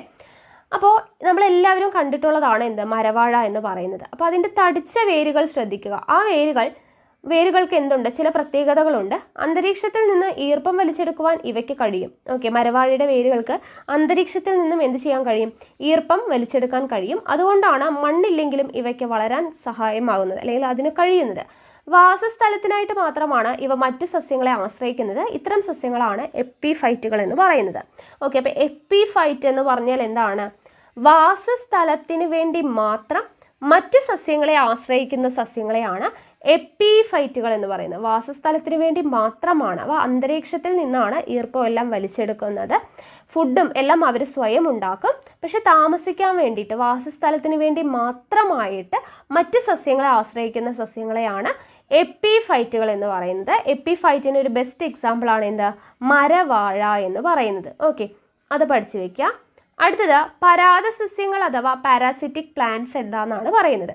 ഇവിടെ ചിത്രം കൊടുത്തിട്ടുണ്ട്. ഇത്തിൽ കണ്ണിയുടെ ചിത്രം കൊടുത്തിട്ടുണ്ട്. മൂടില്ലാത്താളിയുടെ ചിത്രം കൊടുത്തിട്ടുണ്ട്. അപ്പോൾ ഇത്തിൽ കണ്ണിക്ക് ഇലകളും വേരുകളും ഉണ്ടെങ്കിലും ഇവ ആതിഥേയ സസ്യത്തിൽ നിന്ന് ജലവും ലവണവും വലിച്ചെടുത്തുമാണ് ആഹാരം നിർമ്മിക്കുന്നത്. അപ്പോൾ പരാത സസ്യങ്ങൾ എന്ന് പറഞ്ഞാൽ എന്താണെന്ന് വെച്ചാൽ ആഹാരത്തിന് വേണ്ടിയിട്ട് മറ്റ് സസ്യങ്ങളെ ആശ്രയിച്ച് ജീവിക്കുന്നവയാണ് പരാത സസ്യങ്ങൾ എന്ന് പറയുന്നത്. ഓക്കെ, അപ്പോൾ അതിൽ തന്നെ അർദ്ധപരാത സസ്യങ്ങളും ഉണ്ട്, പൂർണ്ണപരാത സസ്യങ്ങളും ഉണ്ട്. അപ്പോൾ അതിന് അർദ്ധപരാത സസ്യങ്ങൾക്ക് എക്സാമ്പിളാണ് ഇത്തിൽക്കണ്ണി എന്ന് പറയുന്നത്. അതായത് ഇത്തിൽക്കണ്ണി എന്താണ് ചെയ്യുന്നത്? ആതിഥേയ സസ്യത്തിൽ നിന്നും ജലവും ലവണവും വലിച്ചെടുത്ത് ആഹാരം സ്വന്തമായിട്ട് നിർമ്മിക്കും. അതിന് വേണ്ടിയിട്ടുള്ള ജലവും ലവണവും എവിടെ നിന്നാണ്? മറ്റ് സസ്യങ്ങളിൽ നിന്ന് വലിച്ചെടുക്കുന്നു. അപ്പോൾ അതുകൊണ്ട് അതിനെ അർദ്ധപരാത സസ്യങ്ങൾ എന്ന് പറയുന്നു. ഓക്കെ, ഇനി പൂർണ്ണപരാതം എന്ന് പറഞ്ഞാൽ എന്താണെന്ന് വെച്ചാൽ ചെടിയിൽ പടർന്നു കിടക്കുന്ന മഞ്ഞ കലർന്ന ഇളം പച്ച നിറമുള്ള വള്ളിയാണ് മൂടില്ലാത്താളി. ഈ വള്ളി അത് വസിക്കുന്ന സസ്യത്തിന് എന്തെങ്കിലും ദോഷം ചെയ്യും. കാരണം എന്താണ്? അത് സസ്യത്തിൽ നിന്നും ആ സസ്യം ഉണ്ടാക്കി വെച്ചിരിക്കുന്ന ആഹാരം എന്താണോ ആ ആഹാരം മൊത്തമായിട്ട് അങ്ങോട്ട് വലിച്ചെടുക്കുന്നു. ഇവ സ്വന്തമായിട്ട് എന്ത് ചെയ്യുന്നില്ല? ഭക്ഷണമൊന്നും ഉണ്ടാക്കുന്നില്ല. അപ്പോൾ ഇതിനെയാണ് പൂർണ്ണ പരാത സസ്യങ്ങൾ എന്ന് പറയുന്നത്. ഓക്കെ, പരാത സസ്യങ്ങൾക്ക് എക്സാമ്പിളാണ് ഇത്തിൽ കണ്ണിയും മൂടില്ലാത്താളിയും. അപ്പോൾ അതുപോലെ തന്നെ റഫ്ലേഷ്യം എന്താണ്? മൂടില്ലാത്താളിയിലെ പോലെ തന്നെ പൂർണ്ണപരാത സസ്യമാണ്. ഓക്കെ, ഇപ്പോൾ നമ്മളിപ്പോൾ പറഞ്ഞ കാര്യങ്ങളാണ് വീണ്ടും പറയുന്നത്. അതായത് ആതിഥേയ സസ്യങ്ങളിൽ നിന്ന് ജലവും ലവണങ്ങളും വലിച്ചെടുത്ത് ഇലകളുടെ സഹായത്തോടെ സ്വന്തമായ ആഹാരം നിർമ്മിക്കുന്ന സസ്യങ്ങൾ എന്ത് പറയുന്നു? അർദ്ധപരാത സസ്യങ്ങൾ എന്ന് പറയുന്നു. ഉദാഹരണം ഇത്തിൽക്കണ്ണി. ഇത്തിൽക്കണ്ണി എന്തിന് ഉദാഹരണമാണ്? അർദ്ധപരാത സസ്യങ്ങൾക്ക്. കാരണം അവ ജലവും ലവണവും മറ്റ് സസ്യങ്ങളിൽ നിന്നും വലിച്ചെടുത്ത് എന്ത് ചെയ്യുന്നു? സ്വന്തമായിട്ട് ആഹാരം നിർമ്മിക്കുന്നുണ്ട്. അതുകൊണ്ട് അർദ്ധപരാതം. ഇനി മൂടില്ലാത്താളി എന്താണ് ചെയ്യുന്നത്? മറ്റ് സസ്യങ്ങൾ നിർമ്മിച്ചു വെച്ചിട്ടുള്ള ആഹാരം നേരിട്ട് വലിച്ചെടുക്കുന്നു. ആഹാരം ഉണ്ടാക്കി വെച്ചതിന് അങ്ങനെ വലിച്ചെടുത്തെന്ന് കഴിയുന്നതാണ്. സ്വന്തമായിട്ട് ഫുഡൊന്നും ഉണ്ടാക്കുന്നില്ല. അതിനെയാണ് മൂടില്ലാത്താളിയാണ് പൂർണ്ണപരാത സസ്യങ്ങൾക്ക് ഉദാഹരണം. ഇനി അർദ്ധപരാതങ്ങളും പൂർണ്ണപരാതങ്ങളും ആതിഥേയ സസ്യത്തിന് ദോഷം ചെയ്യുന്നവയാണ്. എപ്പിഫൈറ്റ് എന്ന് നമ്മൾ പറഞ്ഞല്ലേ, എന്താണ്? മരവാഴ വാസസ്ഥലത്തിന് വേണ്ടി മാത്രം മറ്റ് സസ്യങ്ങളെ ആശ്രയിക്കുന്നത്. അത് പ്രത്യേകിച്ച് ആ സസ്യങ്ങൾക്ക് ദോഷമൊന്നും ഉണ്ടാക്കുന്നില്ല. കാരണം അന്തരീക്ഷത്തിൽ നിന്ന് ജലവും ഈർപ്പവും എല്ലാം വലിച്ചെടുത്തിട്ട് അവ സ്വന്തമായിട്ട് ആഹാരവും നിർമ്മിക്കുന്നുണ്ട്. വാസസ്ഥലത്തിന് വേണ്ടി മാത്രം മറ്റുള്ളവയെ ആശ്രയിക്കുകയാണ്. അപ്പോൾ അവിടെ പ്രത്യേകിച്ച് ദോഷമൊന്നും ചെയ്യുന്നില്ല സസ്യങ്ങൾക്ക്. പക്ഷേ ഈ അർദ്ധപരാതങ്ങളും പൂർണ്ണപരാതങ്ങളും എന്ത് ചെയ്യുന്നുണ്ട്? മറ്റ് ആതിഥേയ സസ്യത്തിന് ദോഷം ചെയ്യുന്നുണ്ട്. കാരണം എന്താണ്? അവ ജലവും ലവണവും അല്ലെങ്കിൽ എന്താണ് ആഹാരം തന്നെ മുഴുവനായിട്ടും വലിച്ചെടുക്കുന്നുണ്ട് അല്ലേ. അപ്പോൾ അത് സസ്യങ്ങൾക്ക് ദോഷം ചെയ്യുന്നുണ്ട്. ഓക്കെ, ഇത്രയും കിട്ടിയല്ലോ. ഇനി അടുത്തത് ജീർണാവശിഷ്ടങ്ങളിൽ നിന്ന്, അതായത് ശവോപജീവികളെ കുറിച്ചാണ് നമ്മളിവിടെ പഠിക്കുന്നത്. അപ്പോൾ എന്താണ് ശവോപജീവികൾ? ഇവ ജീർണാവശിഷ്ടങ്ങളിൽ നിന്ന് പോഷക ഘടകങ്ങൾ ആഗിരണം ചെയ്താണ് വളരുന്നത്. ഇവിടെ കൊടുത്തിരിക്കുന്ന ചിത്രങ്ങൾ നോക്കുക. നിയോട്ടിയ മോണോട്രോപ്പ് എന്നീ പറയുന്ന സസ്യങ്ങൾ ജീർണാവശിഷ്ടങ്ങളിൽ നിന്ന് എന്ത് ചെയ്യുന്നു? പോഷകഘടകങ്ങൾ ആഗിരണം ചെയ്തിട്ടാണ് വളരുന്നത്. ഇത്തരം സസ്യങ്ങളെയാണ് ശവോപജീവികൾ. ഓക്കെ, മറ്റുള്ള എന്താണ് സസ്യങ്ങളോ ജന്തുക്കളോ ഒക്കെ ജീർണിച്ച് കിടക്കുമ്പോൾ ആ ജീർണാവശിഷ്ടങ്ങളിൽ നിന്നും പോഷകഘടകങ്ങൾ ആഗിരണം ചെയ്തുണ്ടാവുന്നതിനെയാണ് ശവോപജീവികൾ അഥവാ സാപ്രോഫൈറ്റ്സ് എന്ന് പറയുന്നത്. അതിന് എക്സാമ്പിളാണ് ഈ പറയുന്ന നിയോട്ടിയ, മോണോട്രോപ്പ്, പൂപ്പലുകൾ നമ്മൾ ബ്രെഡിലൊക്കെ കാണുന്ന പൂപ്പലില്ലേ, അപ്പോൾ അതൊക്കെ എന്താണ് ഇതിന് ഉദാഹരണമാണ്. അപ്പോൾ ഇവിടെ നോക്കുക, ഒരു കഷ്ണം റൊട്ടി നനച്ച് വെക്കുക, അപ്പോൾ അതിലെന്താണ് ഇങ്ങനെ വരുന്ന പൂപ്പൽ അല്ലേ. അപ്പോൾ അച്ചാറിലും ഇതിലൊക്കെ ഉണ്ടാകുന്ന പൂപ്പലുകളെല്ലാം എന്താണ് ശവോപ ജീവികളാണ്. ഈ പൂപ്പലുകൾ എന്ന് പറയുന്ന സസ്യവിഭാഗങ്ങളാണോ? അല്ല, പൂപ്പലുകൾ ഒരിക്കലും എന്തല്ല, സസ്യത്തിൽ വരുന്നതല്ല. നമ്മൾ പഠിച്ചിട്ടുണ്ട് എന്താണ് 5 കിങ്ഡം ക്ലാസിഫിക്കേഷൻ പഠിച്ചിട്ടുണ്ട് അല്ലേ. അപ്പോൾ അത് എന്താണ് 5 കിങ്ഡം ക്ലാസിഫിക്കേഷനിൽ പ്ലാന്റേ എന്ന് പറഞ്ഞിട്ടൊരു ക്ലാസ് ഉണ്ട് അല്ലേ, ഒരു കിങ്ഡം ഉണ്ട്. അതുപോലെ തന്നെ ഫംഗൈ എന്ന് പറഞ്ഞിട്ട് വേറൊരു കിങ്ഡം ആണ്. Plantae, fungi, kingdom, Monera, protista എന്നൊക്കെ പറഞ്ഞ് നമ്മൾ പഠിച്ചിട്ടുണ്ട് അല്ലേ. Monera, protista, Plantae, fungi, Animalia എന്നൊക്കെ പറഞ്ഞിട്ട് 5 കിങ്ഡം നമ്മൾ പഠിച്ചിട്ടുണ്ട്. അപ്പോൾ അതിൽ പ്ലാന്റേ എന്ന് പറയുമ്പോൾ പ്ലാന്റ്സിൻ്റെ മാത്രം കിങ്ഡം ആണ്. ഫംഗൈ എന്ന് പറയുമ്പോൾ ഫംഗസിൻ്റെ മാത്രം കിങ്ഡം ആണ്. അപ്പോൾ ഈ പൂപ്പൽ എന്നൊക്കെ പറയുന്നത് എന്താണ്, ഫംഗൈ ആണ്, അതൊരു പ്ലാന്റ് അല്ല, ഒരു സസ്യവിഭാഗത്തിൽ പെടുന്നതല്ല. ഓക്കെ. അതുപോലെ തന്നെ കുട പോലെ മുളച്ചു പൊന്തുന്ന കൂണുകൾ, ഇതെല്ലാം എന്താണ്, പൂപ്പൽ വിഭാഗത്തിൽ പെടുന്നവയാണ്. ഓക്കെ. അപ്പോൾ ഈ പൂപ്പൽ വിഭാഗത്തിൽ പെടുന്നത് ഇതെല്ലാം എന്താണ്, ശവോപജീവികളാണ്. കൂണ്, പൂപ്പല്, നിയോട്ടിയ, മോണോട്രോപ്പ് ഇതെല്ലാം എന്താണ്, ശവോപജീവികളാണ്. ജീർണാവശിഷ്ടങ്ങളിൽ നിന്നും പോഷകഘടകങ്ങൾ ആഗിരണം ചെയ്ത് വളരുന്നവയാണ് ശവോപജീവികൾ എന്ന് പറയുന്നത്. ഓക്കെ. അപ്പോൾ നമ്മളിപ്പോൾ പറഞ്ഞു ആഹാരത്തിനും വാസസ്ഥലത്തിനൊക്കെ വേണ്ടിയിട്ട് മറ്റുള്ള ജീവികളെ ഡിപ്പെൻഡ് ചെയ്ത് ജീവിക്കുന്ന ജീവികളുടെ ക്ലാസിഫിക്കേഷനാണ് നമ്മൾ പഠിച്ചത് അല്ലേ. എപ്പിഫൈറ്റുകൾ എന്താണെന്ന് പറഞ്ഞു, വാസസ്ഥലത്തിന് വേണ്ടി മാത്രം മറ്റുള്ളവയെ ആശ്രയിക്കുന്നതാണ്. എക്സാമ്പിൾ മരവാഴ എന്ന് പറഞ്ഞു. പരാത സസ്യങ്ങളിൽ നമ്മൾ അർദ്ധപരാതവും പൂർണ്ണപരാതവും പറഞ്ഞു. അർദ്ധപരാതം എന്തായിരുന്നു, ജലവും ലവണവും മാത്രം മറ്റു സസ്യങ്ങളിൽ നിന്നും വലിച്ചെടുത്ത് സ്വന്തമായിട്ട് ആഹാരം നിർണ്ണയിക്കുന്നതാണ് അർദ്ധപരാതം. ഇത്തിൽക്കണ്ണിയാണ് എക്സാമ്പിൾ. പൂർണ്ണപരാതം എന്ന് പറയുന്നത് മറ്റുള്ള സസ്യങ്ങൾ ഉണ്ടാക്കി വെച്ച ആഹാരം അതേപോലെ തന്നെ വലിച്ചെടുക്കുന്നു. അതിന് എക്സാമ്പിളാണ്, പൂർണ്ണപരാതത്തിന് എക്സാമ്പിൾ ആരാണ്, മൂടില്ലാത്ത ആളി, റഫ്ലേഷ്യ. ഇനി അടുത്തത് എന്താണ് നമ്മൾ പറഞ്ഞത്, ശവോപജീവികൾ അല്ലെ, ജീർണാവശിഷ്ടങ്ങളിൽ നിന്നും പോഷകഘടകങ്ങൾ ആഗിരണം ചെയ്ത് വളരുന്നതാണ് ശവോപജീവികൾ. എക്സാമ്പിളാണ് പൂപ്പല്, നിയോട്ടിയ, മോണോട്രോപ്പ, അതുപോലെ തന്നെ കൂണ്, ഇതെല്ലാം ശവോപജീവികൾക്ക് എക്സാമ്പിൾ ആണെന്ന് പറഞ്ഞു. ഓക്കെ. ഇനി അടുത്ത നമ്മൾ പഠിക്കുന്നത് നോക്കുക, വിവിധ തരം പച്ചക്കറികളിൽ വരുന്ന എന്താണ് അവയുടെ, അതായത് അതിൻ്റെ ക്ലാസിഫിക്കേഷനാണ് പറയുന്നത് കേട്ടോ. വിവിധ തരം പച്ചക്കറികൾ, ഇവിടെ ഒരു ചിത്രം കൊടുത്തിട്ടുണ്ട്. പ്രധാനങ്ങൾ എന്ന് പറഞ്ഞൊരു ചിത്രം കൊടുത്തിട്ടുണ്ട്. എന്താണ് ഈ പ്രധാനങ്ങൾ? ഇത് ഇവിടെ ഈ കുമ്പളവള്ളിയാണ് കൊടുത്തിട്ടുള്ളത്. അതിലിങ്ങനെ സ്പ്രിങ് ഷേപ്പിൽ ഇങ്ങനെ കാണുന്നത് കണ്ടോ, മറ്റ് ചെടികളുടെ മേലെ ഒക്കെ പറ്റിപ്പിടിച്ച് വളരാൻ വേണ്ടിയിട്ട് സഹായിക്കാനുള്ള ഈ എന്താണ് കമ്പി പോലെ സ്പ്രിങ് പോലെ കാണുന്നുണ്ടല്ലോ, അതിനെയാണ് പ്രധാനങ്ങൾ എന്ന് പറയുക. ടെൻഡ്രിൽസ്, ഇതൊക്കെ നമ്മൾ പഠിച്ചിട്ടുള്ളതാണ് അല്ലേ. ടെൻഡ്രിൽസ് എന്നാണ് പറയുന്നത്. ഓക്കെ. സ്പ്രിങ് പോലെ കാണപ്പെടുന്നതിന് എന്താന്ന് പറയുന്നത്, ടെൻഡ്രിൽസ് എന്നാണ് പറയുന്നത്. മറ്റുള്ള സസ്യങ്ങളിൽ പിടിച്ചു കയറാനുള്ള ഒരു സൗകര്യമാണ് ഈ സ്പ്രിങ് പോലെ കാണുന്നത്. ഇതിനെയാണ് എന്തെന്ന് പറയുന്നത്, ടെൻഡ്രിൽസ് അഥവാ പ്രധാനങ്ങൾ എന്ന് പറയുന്നത്. അപ്പം ഇങ്ങനെ പ്രധാനങ്ങളുള്ള മറ്റ് സസ്യങ്ങളാണ് കുരുമുളക്, പടവലം, പാവൽ, മേന്തോന്നി അഥവാ ഗ്ലോറിയോസ എന്ന് പറയുന്നത്. ഗ്ലോറിയോസ എല്ലാവരും കണ്ടിട്ടുണ്ടാവും, ചെകുത്താൻ പൂവ് എന്നൊക്കെ പറയാറുണ്ട് ചിലയിടങ്ങളിൽ. അപ്പോൾ ഇതിൽ ഈ റെഡ് കളറിൽ കാണുന്നില്ലേ, അതിൻ്റെ ചുറ്റും ഇങ്ങനെ നീളത്തിലൊരു സാധനം ഉണ്ടാവും. അത് എന്താണ് കുട്ടികളൊക്കെ കളിക്കുന്ന സമയത്ത് ഇങ്ങനെ നഖമൊക്കെ ആയിട്ട്, യക്ഷിയുടെ നഖമാണെന്നൊക്കെ പറഞ്ഞ് വെച്ച് കളിക്കാനൊക്കെ ഉപയോഗിക്കുന്ന ഒരു സസ്യമാണ് മേന്തോന്നി അഥവാ ഗ്ലോറിയോസ എന്ന് പറയുന്നത്. വളരെ വിഷാംശമുള്ള ഒരു ചെടിയാണ്. ബാക്കിയൊക്കെ നമുക്ക് അറിയുന്നതാണ് അല്ലേ. കുരുമുളക്, പടവലം, പാവലൊക്കെ നമുക്ക് അറിയുന്നതാണ്. മേന്തോന്നി എന്ന് പറയുന്നത് വളരെയധികം വിഷാംശമുള്ള ചെകുത്താൻ പൂവ് എന്നൊക്കെ അറിയപ്പെടുന്ന ഗ്ലോറിയോസയാണ്. നമ്മൾ നഖമൊക്കെ വെച്ച് കളിക്കാൻ വേണ്ടി കൊച്ചു പിള്ളേരൊക്കെ ഉപയോഗിക്കുന്ന സാധനമാണ്. ഓക്കെ. അപ്പോൾ അതെല്ലാം എന്താണ്, ഈ പ്രധാനങ്ങളുള്ള ചെടികൾക്ക് എക്സാമ്പിളാണ്. അപ്പോൾ എന്താണ് പ്രധാനങ്ങൾ എന്ന് നമ്മൾ പറഞ്ഞു, മറ്റുള്ള സസ്യങ്ങളിൽ പിടിച്ചു കയറാൻ വേണ്ടി സഹായിക്കുന്ന ആ സ്പ്രിങ് പോലെ കണ്ടില്ലേ, അങ്ങനെയുള്ളതിനെയാണ് നമ്മൾ പ്രധാനങ്ങൾ എന്ന് പറയുന്നത്. ഇവിടെ നോക്കുക, ആരോഹികൾ. ആരോഹികൾ എന്ന് പറയുമ്പോൾ മറ്റു ചെടികളിൽ പടർന്നു കയറുന്ന ദുർബലകാണ്ഡ സസ്യങ്ങളെയാണ് ആരോഹികൾ എന്ന് പറയുന്നത്. അപ്പോൾ ആരോഹികൾക്ക് എക്സാമ്പിളാണ് കുരുമുളക്, പടവലം, പാവൽ, മേന്തോന്നി എന്നൊക്കെ പറയുന്നത്. ഓക്കെ. അപ്പോൾ മറ്റു ചെടികളിൽ പടർന്നു കയറുന്ന ദുർബലകാണ്ഡ സസ്യങ്ങളെയാണ് എന്തെന്ന് പറയുന്നത്, ആരോഹികൾ എന്ന് പറയുന്നത്. താങ്ങുകളിൽ ചുറ്റിപ്പിടിക്കുന്നതിനായിട്ട് ഇവയിൽ കാണപ്പെടുന്ന സ്പ്രിങ് പോലുള്ള ഭാഗങ്ങളെയാണ് നമ്മൾ എന്തെന്ന് പറഞ്ഞത്, പ്രധാനങ്ങൾ അഥവാ ടെൻഡ്രിൽസ് എന്ന് പറഞ്ഞത്. ചില സസ്യങ്ങൾ പറ്റുവേരുകൾ ഉപയോഗിച്ചിട്ടാണ് മറ്റു ചെടികളിൽ പിടിച്ചു കയറുന്നത്. പറ്റുവേരുകൾ ഉപയോഗിച്ച് പിടിച്ചു കയറുന്നവരുമുണ്ട്. അപ്പോൾ കുരുമുളക്, പാവൽ, പടവലം ഇതെല്ലാം എന്താണ്, ആരോഹികളാണ്. ഓക്കെ. ഇനി അടുത്തത് നോക്കാം. അപ്പം നമ്മൾ ആരോഹികൾ എന്താന്ന് പറഞ്ഞു. ഇനി അടുത്തത് നമ്മൾ പഠിക്കുന്നത് നോക്കാം, മധുരക്കിഴങ്ങ്, സ്ട്രോബെറി, കൊടങ്ങൾ. മധുരക്കിഴങ്ങ്, സ്ട്രോബെറി, കൊടങ്ങൾ ഇതെല്ലാം എന്താണ്, ഇഴവള്ളികളാണ്, ക്രീപ്പേഴ്സ് ആണ്. എന്താണ് ഇവയുടെ പ്രത്യേകത, നിലത്ത് പടർന്ന് വളരുന്ന ദുർബലകാണ്ഡ സസ്യങ്ങളാണ് ഇഴവള്ളികൾ അഥവാ ക്രീപ്പേഴ്സ് എന്ന് പറയുന്നത്. മധുരക്കിഴങ്ങ്, കൊടങ്ങൽ, സ്ട്രോബെറി എന്നിവ ഇഴവള്ളികളാണ്. ഇവയിൽ പ്രധാനങ്ങളോ പച്ചുവേരുകളോ ഇല്ല. അപ്പോൾ ആരോഹികൾ എന്ന് പറയുമ്പോൾ മറ്റുള്ള സസ്യങ്ങളിൽ പിടിച്ചു വളരാനായിട്ടുള്ള പ്രധാനങ്ങളുള്ള ടെൻഡ്രിൽസ് ഉള്ളതിനെയാണ് എന്താണ് ആരോഹികൾ എന്ന് പറയുന്നത്, ക്ലൈംബേഴ്സ് എന്ന് പറയുന്നത്. ഇവിടെ ഇഴവള്ളികൾ അഥവാ ക്രീപ്പേഴ്സ് എന്ന് പറഞ്ഞാൽ എന്താണ്, നിലത്ത് പടർന്നു വളരുന്ന ദുർബലകാണ്ഡ സസ്യങ്ങളാണ്. എക്സാമ്പിളാണ് കൊടങ്ങൽ, സ്ട്രോബെറി, മധുരക്കിഴങ്ങ് തുടങ്ങിയവ.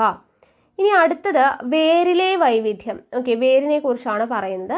ഇവിടെ നമുക്ക് പേരാൽ, ആറ്റുകൈത എന്നൊക്കെ പറഞ്ഞ ചിത്രങ്ങൾ കൊടുത്തിട്ടുണ്ട് അല്ലെ, വിവിധതരം വേരുകളുടെ ചിത്രങ്ങൾ കൊടുത്തിട്ടുണ്ട്. അപ്പോൾ പലതരത്തിലുള്ള വേരുകളാണ് പറയുന്നത്. താങ്ങ് വേരുകളും പൊയ്ക്കാൽ വേരുകളും, prop roots and stilt roots. Okay, താങ്ങ് വേരുകളും പൊയ്ക്കാൽ വേരുകളും, prop roots and stilt roots എന്താണെന്ന് നോക്കാം. ജലവും ലവണങ്ങളും വലിച്ചെടുക്കുവാൻ മാത്രമല്ല ചെടികളെ താങ്ങി നിർത്താനും എന്ത് പ്രയോജനപ്പെടുത്തുന്നുണ്ട്, വേരുകൾ പ്രയോജനപ്പെടുന്നുണ്ട്. മണ്ണിന് മുകളിൽ കാണുന്ന ഇത്തരം വേരുകളാണ് താങ്ങ് വേരുകളും പൊയ്ക്കാൽ വേരുകളും. ഓക്കെ, അപ്പോൾ ജലവും ലവണവും വലിച്ചെടുക്കാൻ വേണ്ടിയിട്ട് ചെടികളുടെ ഉള്ളിൽ അല്ലേ, മണ്ണിനടിയിൽ കാണപ്പെടുന്നത് മാത്രമല്ല വേരുകൾ, മണ്ണിന് മുകളിൽ മറ്റുള്ള എന്താണ് ഈ ചെടികളെ താങ്ങി നിർത്താൻ വേണ്ടിയിട്ട് ഹെൽപ്പ് ചെയ്യുന്ന വേരുകളുണ്ട്. അതിനെയാണ് നമ്മൾ എന്തെന്ന് പറയുന്നത്, താങ്ങ് വേരുകൾ അല്ലെങ്കിൽ പൊയ്ക്കാൽ വേരുകൾ എന്നൊക്കെ പറയുന്നത്, പ്രോപ്പ് റൂട്ട്സ് അല്ലെങ്കിൽ സ്റ്റിൽറ്റ് റൂട്ട്സ് എന്നൊക്കെ പറയുന്നത്. പേരാലിൽ കാണപ്പെടുന്ന എന്താണ്, താങ്ങ് വേരുകളാണ്. ഇവ മുകളിലെ ശിഖരങ്ങളിൽ നിന്ന് താഴേക്ക് വളരുന്നവയാണ് അല്ലെ, മുകളിൽ നിന്നും താഴോട്ട് വളർന്നിട്ട് ഇങ്ങനെ കൈകുത്തി നിൽക്കുന്നത് പോലെയാണ് പേരാലിൽ എന്തുണ്ടാവുക, ഈ വേരുകൾ ഉണ്ടാവുക, മുകളിൽ നിന്ന് താഴോട്ട് വന്ന് കൈ ഊന്നി നിൽക്കുന്നത് പോലെ. അതാണ് താങ്ങ് വേരുകൾ പേരാലിലുള്ളത്. എന്നാൽ കൈതയിലെ വേരുകൾ നോക്കുക, കൈതയിൽ എന്താണ്, തണ്ടിൽ നിന്നാണ് വേരുകൾ താഴേക്ക് വളരുന്നത്, മറ്റേത് മുകളിൽ നിന്നാണ് അല്ലേ, മുകളിലെ ശിഖരങ്ങളിൽ നിന്ന് താഴേക്ക് വളരുന്നു പേരാലിൽ, അതാണ് താങ്ങ് വേരുകൾ. കൈതയിൽ എന്താണ്, തണ്ടിൽ നിന്ന് വേരുകൾ താഴേക്ക് വളരുന്നു. ഇത്തരം വേരുകളെയാണ് പൊയ്ക്കാൽ. ഓക്കെ, പൊയ്ക്കാൽ അതായത് ഒരു കള്ളക്കാല് പോലെ ഇടയ്ക്ക് വെച്ച് തണ്ടിൽ നിന്ന് ഉണ്ടാവുന്നതിനെയാണ്, കൈതയിൽ ഉണ്ടാവുന്നതിനെയാണ് എന്ത്, പൊയ്ക്കാൽ വേരുകൾ എന്ന് പറയുന്നത്. അപ്പോൾ ഇങ്ങനെ പലതരത്തിലുള്ള വേരുകളുണ്ട്. ഇനി അടുത്തത് കണ്ടൽ ചെടി, മാംഗ്രൂവ്സ് നോക്കുക. ചതുപ്പ് നിലങ്ങളിൽ വളരുന്ന പ്രത്യേക സസ്യങ്ങളാണ് എന്ത്, കണ്ടൽ ചെടികൾ. നമ്മൾ കണ്ടിട്ടുള്ളതാണ് അല്ലേ, ചതുപ്പ് നിലകളിൽ വളരുന്ന പ്രത്യേക സസ്യങ്ങളാണ് കണ്ടൽ ചെടികൾ. ഇവയുടെ വേരിൻ്റെ അറ്റം അന്തരീക്ഷത്തിലേക്ക് വളർന്നു നിൽക്കുന്നു. ഓക്കെ, അന്തരീക്ഷത്തിലേക്ക് വളർന്നു നിൽക്കുന്നത് ഇവിടെ കാണുന്നുണ്ടോ, വെള്ളത്തിൽ ഇങ്ങനെ പൊങ്ങി പൊങ്ങി പൊങ്ങി കിടക്കുന്നത്, അന്തരീക്ഷത്തിലേക്ക് വളർന്നു നിൽക്കുന്നതാണ് വേരുകൾ. വാതക വിനിമയത്തിന് സഹായിക്കുന്ന ഇത്തരം വേരുകൾക്ക് ശ്വസന വേരുകൾ എന്ന് പറയുന്നു. ന്യൂമാറ്റോഫോഴ്സ് അല്ലെങ്കിൽ ശ്വസന വേരുകൾ എന്നാണ് പറയുന്നത്. കണ്ടൽ ചെടികളിലുള്ള എന്താണ് വേരുകൾ എന്ത് ചെയ്യുന്നു, അന്തരീക്ഷത്തിലേക്ക് വളർന്നു നിൽക്കുന്നുണ്ട്. വാതക വിനിമയത്തിന് സഹായിക്കുന്നത് കൊണ്ട് തന്നെ ഇവ എന്ത് പറയുന്നു, ശ്വസന വേരുകൾ അഥവാ ന്യൂമാറ്റോഫോഴ്സ് എന്നാണ് പറയുന്നത്. ഓക്കെ, ഇനി അടുത്തത് ആഹാരം സംഭരിക്കാൻ. അപ്പോൾ പലതരത്തിലുള്ള സസ്യങ്ങളും ആഹാരം സംഭരിക്കുന്ന രീതിയാണ് ഇവിടെ പറയുന്നത്. നമുക്കറിയാം മരച്ചീനി നമ്മൾ കണ്ടിട്ടുണ്ട്. മരച്ചീനി എവിടെയാണ് ആഹാരം സംഭരിച്ചു വെക്കുന്നത്, വേരിലാണ് മരച്ചീനി ആഹാരം സംഭരിച്ചു വെക്കുന്നത്. ഇങ്ങനെ ആഹാരം സംഭരിച്ചു വെക്കുന്ന വേരുകളാണ് എന്ത്, സംഭരണ വേരുകൾ. ഓക്കെ, സ്റ്റോറേജ് റൂട്ട്സ് അല്ലെങ്കിൽ സംഭരണ വേരുകൾ എന്ന് പറഞ്ഞാൽ എന്താണ്, ആഹാരം സംഭരിച്ചു വെക്കുന്ന എവിടെയായിരിക്കും, വേരുകളിലായിരിക്കും. ഓക്കെ, അപ്പോൾ അതാണ് സംഭരണ വേരുകൾ എന്ന് പറയുന്നത്. ഇനി എല്ലാ കിഴങ്ങുകളും സംഭരണ വേരുകളാണോ, അല്ല. രൂപാന്തരം പ്രാപിച്ച കാണ്ഡമാണ് ഉരുളക്കിഴങ്ങ്. ഓക്കെ, രൂപാന്തരം പ്രാപിച്ച കാണ്ഡമാണ് എന്ത്, ഉരുളക്കിഴങ്ങ്. മണ്ണിനടിയിൽ കാണപ്പെടുന്ന ഇത്തരം കാണ്ഡങ്ങളെയാണ് ഭൂകാണ്ഡങ്ങൾ എന്ന് പറയുന്നത്. കാണ്ഡങ്ങൾ രൂപാന്തരം പ്രാപിച്ച് മണ്ണിനടിയിലായിപ്പോയതിൻ്റെ ഉദാഹരണമാണ് ഉരുളക്കിഴങ്ങ്. ഇത്തരം കാണ്ഡങ്ങൾ എന്താണ്, ഭൂകാണ്ഡങ്ങൾ അഥവാ അണ്ടർഗ്രൗണ്ട് സ്റ്റെംസ് ആണ്. അപ്പോൾ സ്റ്റോറേജ് റൂട്ട്സും ഉണ്ട്, അണ്ടർഗ്രൗണ്ട് സ്റ്റെംസും ഉണ്ട്, സംഭരണ വേരുകളും ഉണ്ട്, ഭൂകാണ്ഡങ്ങളും ഉണ്ട്. അപ്പോൾ ഇതിൽ 2 കോളം ആയിട്ട് തന്നിട്ടുണ്ട്. ചുവടെ കൊടുത്തിരിക്കുന്നവയെ സംഭരണ വേരുകൾ, ഭൂകാണ്ഡങ്ങൾ എന്നിങ്ങനെ വേർതിരിച്ചെഴുതുക എന്ന് പറഞ്ഞു തന്നിട്ടുണ്ട്. അപ്പോൾ ഇതിൽ ഏതൊക്കെയാണ് സംഭരണ വേരുകൾ, സംഭരണ വേരുകൾക്ക് ഉദാഹരണം ഞാൻ പറഞ്ഞു തരാം. ക്യാരറ്റ്. ഓക്കെ, ക്യാരറ്റ് എന്ന് പറയുന്നത് എന്താണ്, സംഭരണ വേരാണ്. അതുപോലെ തന്നെ ബീറ്റ്റൂട്ട്. ഓക്കെ, ക്യാരറ്റ്, ബീറ്റ്റൂട്ട്, അതുപോലെ മരച്ചീനി അല്ലെങ്കിൽ കപ്പ എന്ന് പറയും. ഓക്കെ, മരച്ചീനി അല്ലെങ്കിൽ കപ്പ, ക്യാരറ്റ്, ബീറ്റ്റൂട്ട്, മരച്ചീനി അല്ലെങ്കിൽ കപ്പ. പിന്നെയോ മധുരക്കിഴങ്ങ്. ഓക്കെ, മധുരക്കിഴങ്ങ്, ക്യാരറ്റ്, ബീറ്റ്റൂട്ട്, മരച്ചീനി, മധുരക്കിഴങ്ങ്, ഇതെല്ലാം എന്താണ്, ഇതെല്ലാം സംഭരണ വേരുകളിൽ വരുന്നതാണ്. ഇനി ഭൂകാണ്ഡങ്ങൾക്ക് ഉദാഹരണം ഏതാണ്, ഭൂകാണ്ഡങ്ങൾക്ക് ഉദാഹരണമാണ് ഇഞ്ചി, അതുപോലെ മഞ്ഞൾ, ഓക്കെ, ചേന, ചേമ്പ്, കൂർക്ക, കുവ, ഓക്കെ, കൂർക്ക, കുവ, അതുപോലെ ഉള്ളി, ഉരുളക്കിഴങ്ങ്, ഇതെല്ലാം എന്താണ്? ഭൂഖണ്ഡങ്ങൾക്ക് ഉദാഹരണമാണ്. ഓക്കെ ആണല്ലോ. അപ്പോൾ ഇതൊന്ന് നിങ്ങൾ കോളം ഫില്ല് ചെയ്യുക കേട്ടോ. ഒന്നുകൂടെ പറഞ്ഞുതരാം. സംഭരണ വേരുകളിൽ വരുന്നത് ഏതൊക്കെയാണ്? ക്യാരറ്റ്, ബീറ്റ്റൂട്ട്, മരച്ചീനി, മധുരക്കിഴങ്ങ്. ഭൂഖണ്ഡങ്ങളിൽ വരുന്ന ഏതൊക്കെയാണ്? ഇഞ്ചി, മഞ്ഞൾ, ചേന, ചേമ്പ്, കൂർക്ക, കുവ, അതുപോലെ തന്നെ ഉള്ളി, ഉരുളക്കിഴങ്ങ്. ഇതെല്ലാം വരുന്നത് ഭൂഖണ്ഡങ്ങളിലാണ്. ഓക്കെ ആണല്ലോ. ഇനി അടുത്തത് നോക്കുക, ജൈവ വൈവിധ്യ രജിസ്റ്റർ എന്ന് പറഞ്ഞിട്ട് നോക്കുക. ഇവിടെ നിങ്ങളുടെ പ്രദേശത്തെ സസ്യവൈവിധ്യങ്ങളെക്കുറിച്ച് നിങ്ങൾ അന്വേഷിച്ചറിഞ്ഞിട്ടുണ്ടോ? നിങ്ങളുടെ പഞ്ചായത്ത് ഓഫീസിലെ ജൈവ വൈവിധ്യ രജിസ്റ്റർ, ബയോഡൈവേഴ്സിറ്റി രജിസ്റ്റർ പരിശോധിച്ച് സസ്യങ്ങളുടെ പട്ടിക തയ്യാറാക്കാനൊക്കെയാണ് പറഞ്ഞിരിക്കുന്നത്. അത് നമുക്ക് ആവശ്യമില്ല. അപ്പോൾ ഇത്രയുമാണ് നമ്മുടെ ഈ ഒരു ചാപ്റ്റർ എന്ന് പറയുന്നത്. അപ്പോൾ ഇമ്പോർട്ടൻ്റ് ആയിട്ടുള്ള എല്ലാ കാര്യങ്ങളും നമ്മൾ പഠിച്ചു. ഓക്കെ, ഇനി നമുക്ക് അടുത്ത ചാപ്റ്റർ നോക്കാം. അടുത്തത് നമുക്ക് പഠിക്കാനുള്ളത് 6ാം ക്ലാസ്സിലെ 6ാമത്തെ ചാപ്റ്ററാണ്, ഒന്നിച്ച് നിലനിൽക്കാം എന്നുള്ളതാണ് ചാപ്റ്ററിൻ്റെ പേര്.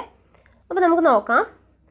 ആദ്യം തന്നെ ഇവിടെ ഒരു ചിത്രം കൊടുത്തിട്ടുണ്ട്. ഓക്കെ, അപ്പോൾ ഇതിൽ നിന്ന് നമുക്ക് ആവാസ വ്യവസ്ഥ എന്താണെന്നാണ് പറയുന്നത്. എന്താണ് ആവാസ വ്യവസ്ഥ അല്ലെങ്കിൽ എക്കോസിസ്റ്റം എന്ന് പറയുന്നത്? ഒരു ജീവി ജീവിക്കുന്ന പ്രകൃതിദത്തമായ ചുറ്റുപാടിനെയാണ് ആവാസം എന്ന് പറയുന്നത്. ഒരു ജീവി ജീവിക്കുന്ന പ്രകൃതിദത്തമായ ചുറ്റുപാടിനെ എന്ത് പറയുന്നു? ആവാസം എന്ന് പറയുന്നു. ജീവീയ ഘടകങ്ങളും അജീവീയ ഘടകങ്ങളും ഉൾപ്പെടുന്നതും അവയുടെ പരസ്പര ബന്ധത്തിലൂടെ നിലനിൽക്കുന്നതുമായ സംവിധാനമാണ് ആവാസ വ്യവസ്ഥ. അപ്പം ആവാസ വ്യവസ്ഥ എന്ന് പറയുമ്പോൾ ജീവീയ ഘടകങ്ങളും ഉണ്ട്, അജീവീയ ഘടകങ്ങളും ഉണ്ട്. ഇത് രണ്ടും ഉൾപ്പെടുന്നതും അവയുടെ പരസ്പര ബന്ധത്തിലൂടെ നിലനിൽക്കുന്നതുമായിട്ടുള്ള സംവിധാനമാണ് എന്തെന്ന് പറയുന്നത്? ആവാസ വ്യവസ്ഥ എന്ന് പറയുന്നത്. അപ്പോൾ അങ്ങനെ ഒരു ആവാസ വ്യവസ്ഥയ്ക്ക് എക്സാമ്പിളാണ് ഒരു കുളം എടുത്തു കഴിഞ്ഞാൽ അതൊരു ആവാസ വ്യവസ്ഥയാണ് അല്ലേ. അപ്പോൾ ആവാസ വ്യവസ്ഥ എന്താണെന്ന് മനസ്സിലായല്ലോ. ഇനി ഇവിടെ നമുക്ക് നോക്കുക, അടുത്തത് നമ്മൾ പഠിക്കുന്നത് ഭക്ഷ്യശൃംഖല എന്താണ് എന്നുള്ളതാണ്. ഫുഡ് ചെയിൻ ആണ് നമ്മൾ പഠിക്കുന്നത്. അപ്പോൾ ഇവിടെ ഒരു പിക്ചർ കൊടുത്തിട്ടുണ്ട് നോക്കുക. ആദ്യം തന്നിരിക്കുന്നത് എന്താണ്? പുല്ലാണ്. പുല്ലിനെ തിന്ന് ജീവിക്കുന്ന പുൽച്ചാടി, പുൽച്ചാടിയെ തിന്നുന്ന തവള, തവളയെ തിന്നുന്ന പാമ്പ് അല്ലേ. ഇപ്പോൾ ഒരു ആഹാര ബന്ധമാണ് ഇവിടെ കൊടുത്തിട്ടുള്ളത്. ഒരു ഫുഡ് ചെയിൻ ആണ്, ഒരു ഭക്ഷ്യശൃംഖലയാണ് ഇവിടെ നമുക്ക് തന്നിരിക്കുന്നത് അല്ലേ. അപ്പോൾ അതുപോലെ ഇത് ഇവിടെ കുറേ മൃഗങ്ങളുടെയൊക്കെ പിക്ചർ കൊടുത്തിട്ടുണ്ട്. എന്നിട്ട് അത് വെച്ചിട്ട് ഇവിടെ ഒരു ഭക്ഷ്യശൃംഖല ഫില്ല് ചെയ്യാൻ വേണ്ടി നമുക്ക് തന്നിട്ടുണ്ട് അല്ലേ. അപ്പോൾ ഇങ്ങനെയുള്ള ആഹാര ബന്ധങ്ങൾ അപ്പോൾ നമുക്കിത് ഫില്ല് ചെയ്യാം. പുല്ലിനെ മാന് തിന്നുന്നു, മാനിനെ സിംഹം തിന്നുന്നു. പുല്ല്, മാന്, സിംഹം. ഇനി ഇവിടെ നോക്കുക, ഇവിടെ പുൽച്ചാടി എന്ന് കൊടുത്തിട്ടുണ്ട്. പുൽച്ചാടി എന്താണ് തിന്നുക? പുല്ല് തിന്നും അല്ലേ. പുൽച്ചാടി, പുൽച്ചാടി എന്ത് തിന്നും? തവള തിന്നും. ദെൻ തവളയെ പാമ്പ്, അത് ഫില്ലായി. ദെൻ അടുത്തത് പുഴു എന്ന് പറഞ്ഞ് തന്നിട്ടുണ്ട്. അപ്പോൾ ഇവിടെ എന്താണ്? പുല്ല് എന്ന് പറഞ്ഞു കൊടുത്തു. പുല്ലിനെ പുഴു തിന്നുന്നു, പുഴുവിനെ കോഴി തിന്നുന്നു. കോഴി എന്ത് തിന്നും? കുറുക്കൻ തിന്നും അല്ലേ. കോഴി ആര് തിന്നും? കുറുക്കൻ തിന്നും. ദെൻ അടുത്തത് നമ്മൾ തന്നെ ഉണ്ടാക്കാനാണ് പറഞ്ഞിരിക്കുന്നത്. ഇത് വെച്ചിട്ട്, ഈ ചിത്രം വെച്ചിട്ട്. അപ്പോൾ നമുക്ക് ഇവിടെ നിന്ന് ഉണ്ടാക്കാമല്ലോ. പുല്ലിനെ ആര് തിന്നും? പുൽച്ചാടി തിന്നും. പുൽച്ചാടിയെ ആര് തിന്നും? പുൽച്ചാടിയെ തവള തിന്നും. ദെൻ തവളയെ ആര് തിന്നും? തവളയെ പാമ്പ് തിന്നാം അല്ലേ. അല്ലെങ്കിൽ കുറുക്കൻ തിന്നാം, അല്ലെങ്കിൽ സിംഹം തിന്നാം, ആര് വേണമെങ്കിലും തിന്നാം.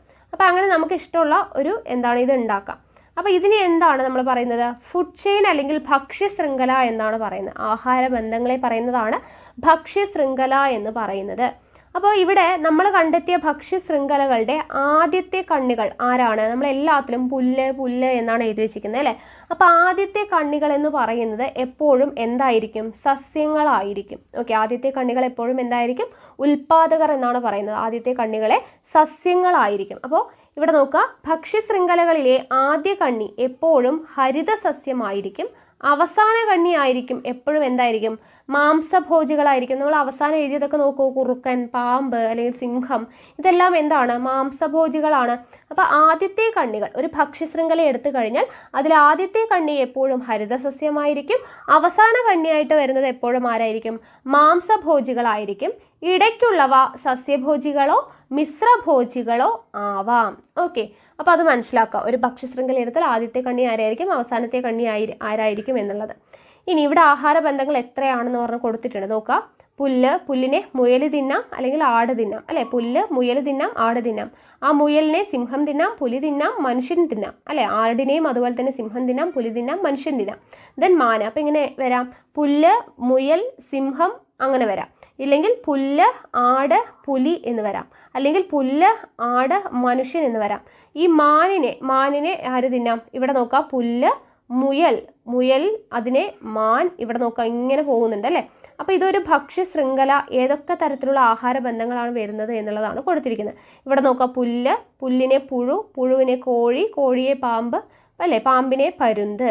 അടുത്തത് പുല്ല്, പുഴു, തവളയെ പാമ്പ്, ദെൻ പരുന്ത്. ഇങ്ങനെ പോയി പുൽച്ചാടിയെ ഓന്ത് അല്ലേ, ഓന്തിനെ പാമ്പ്. ആ രീതിയിൽ പലതരത്തിലുള്ള ആഹാര ബന്ധങ്ങളാണ് ഇവിടെ കൊടുത്തിട്ടുള്ളത്.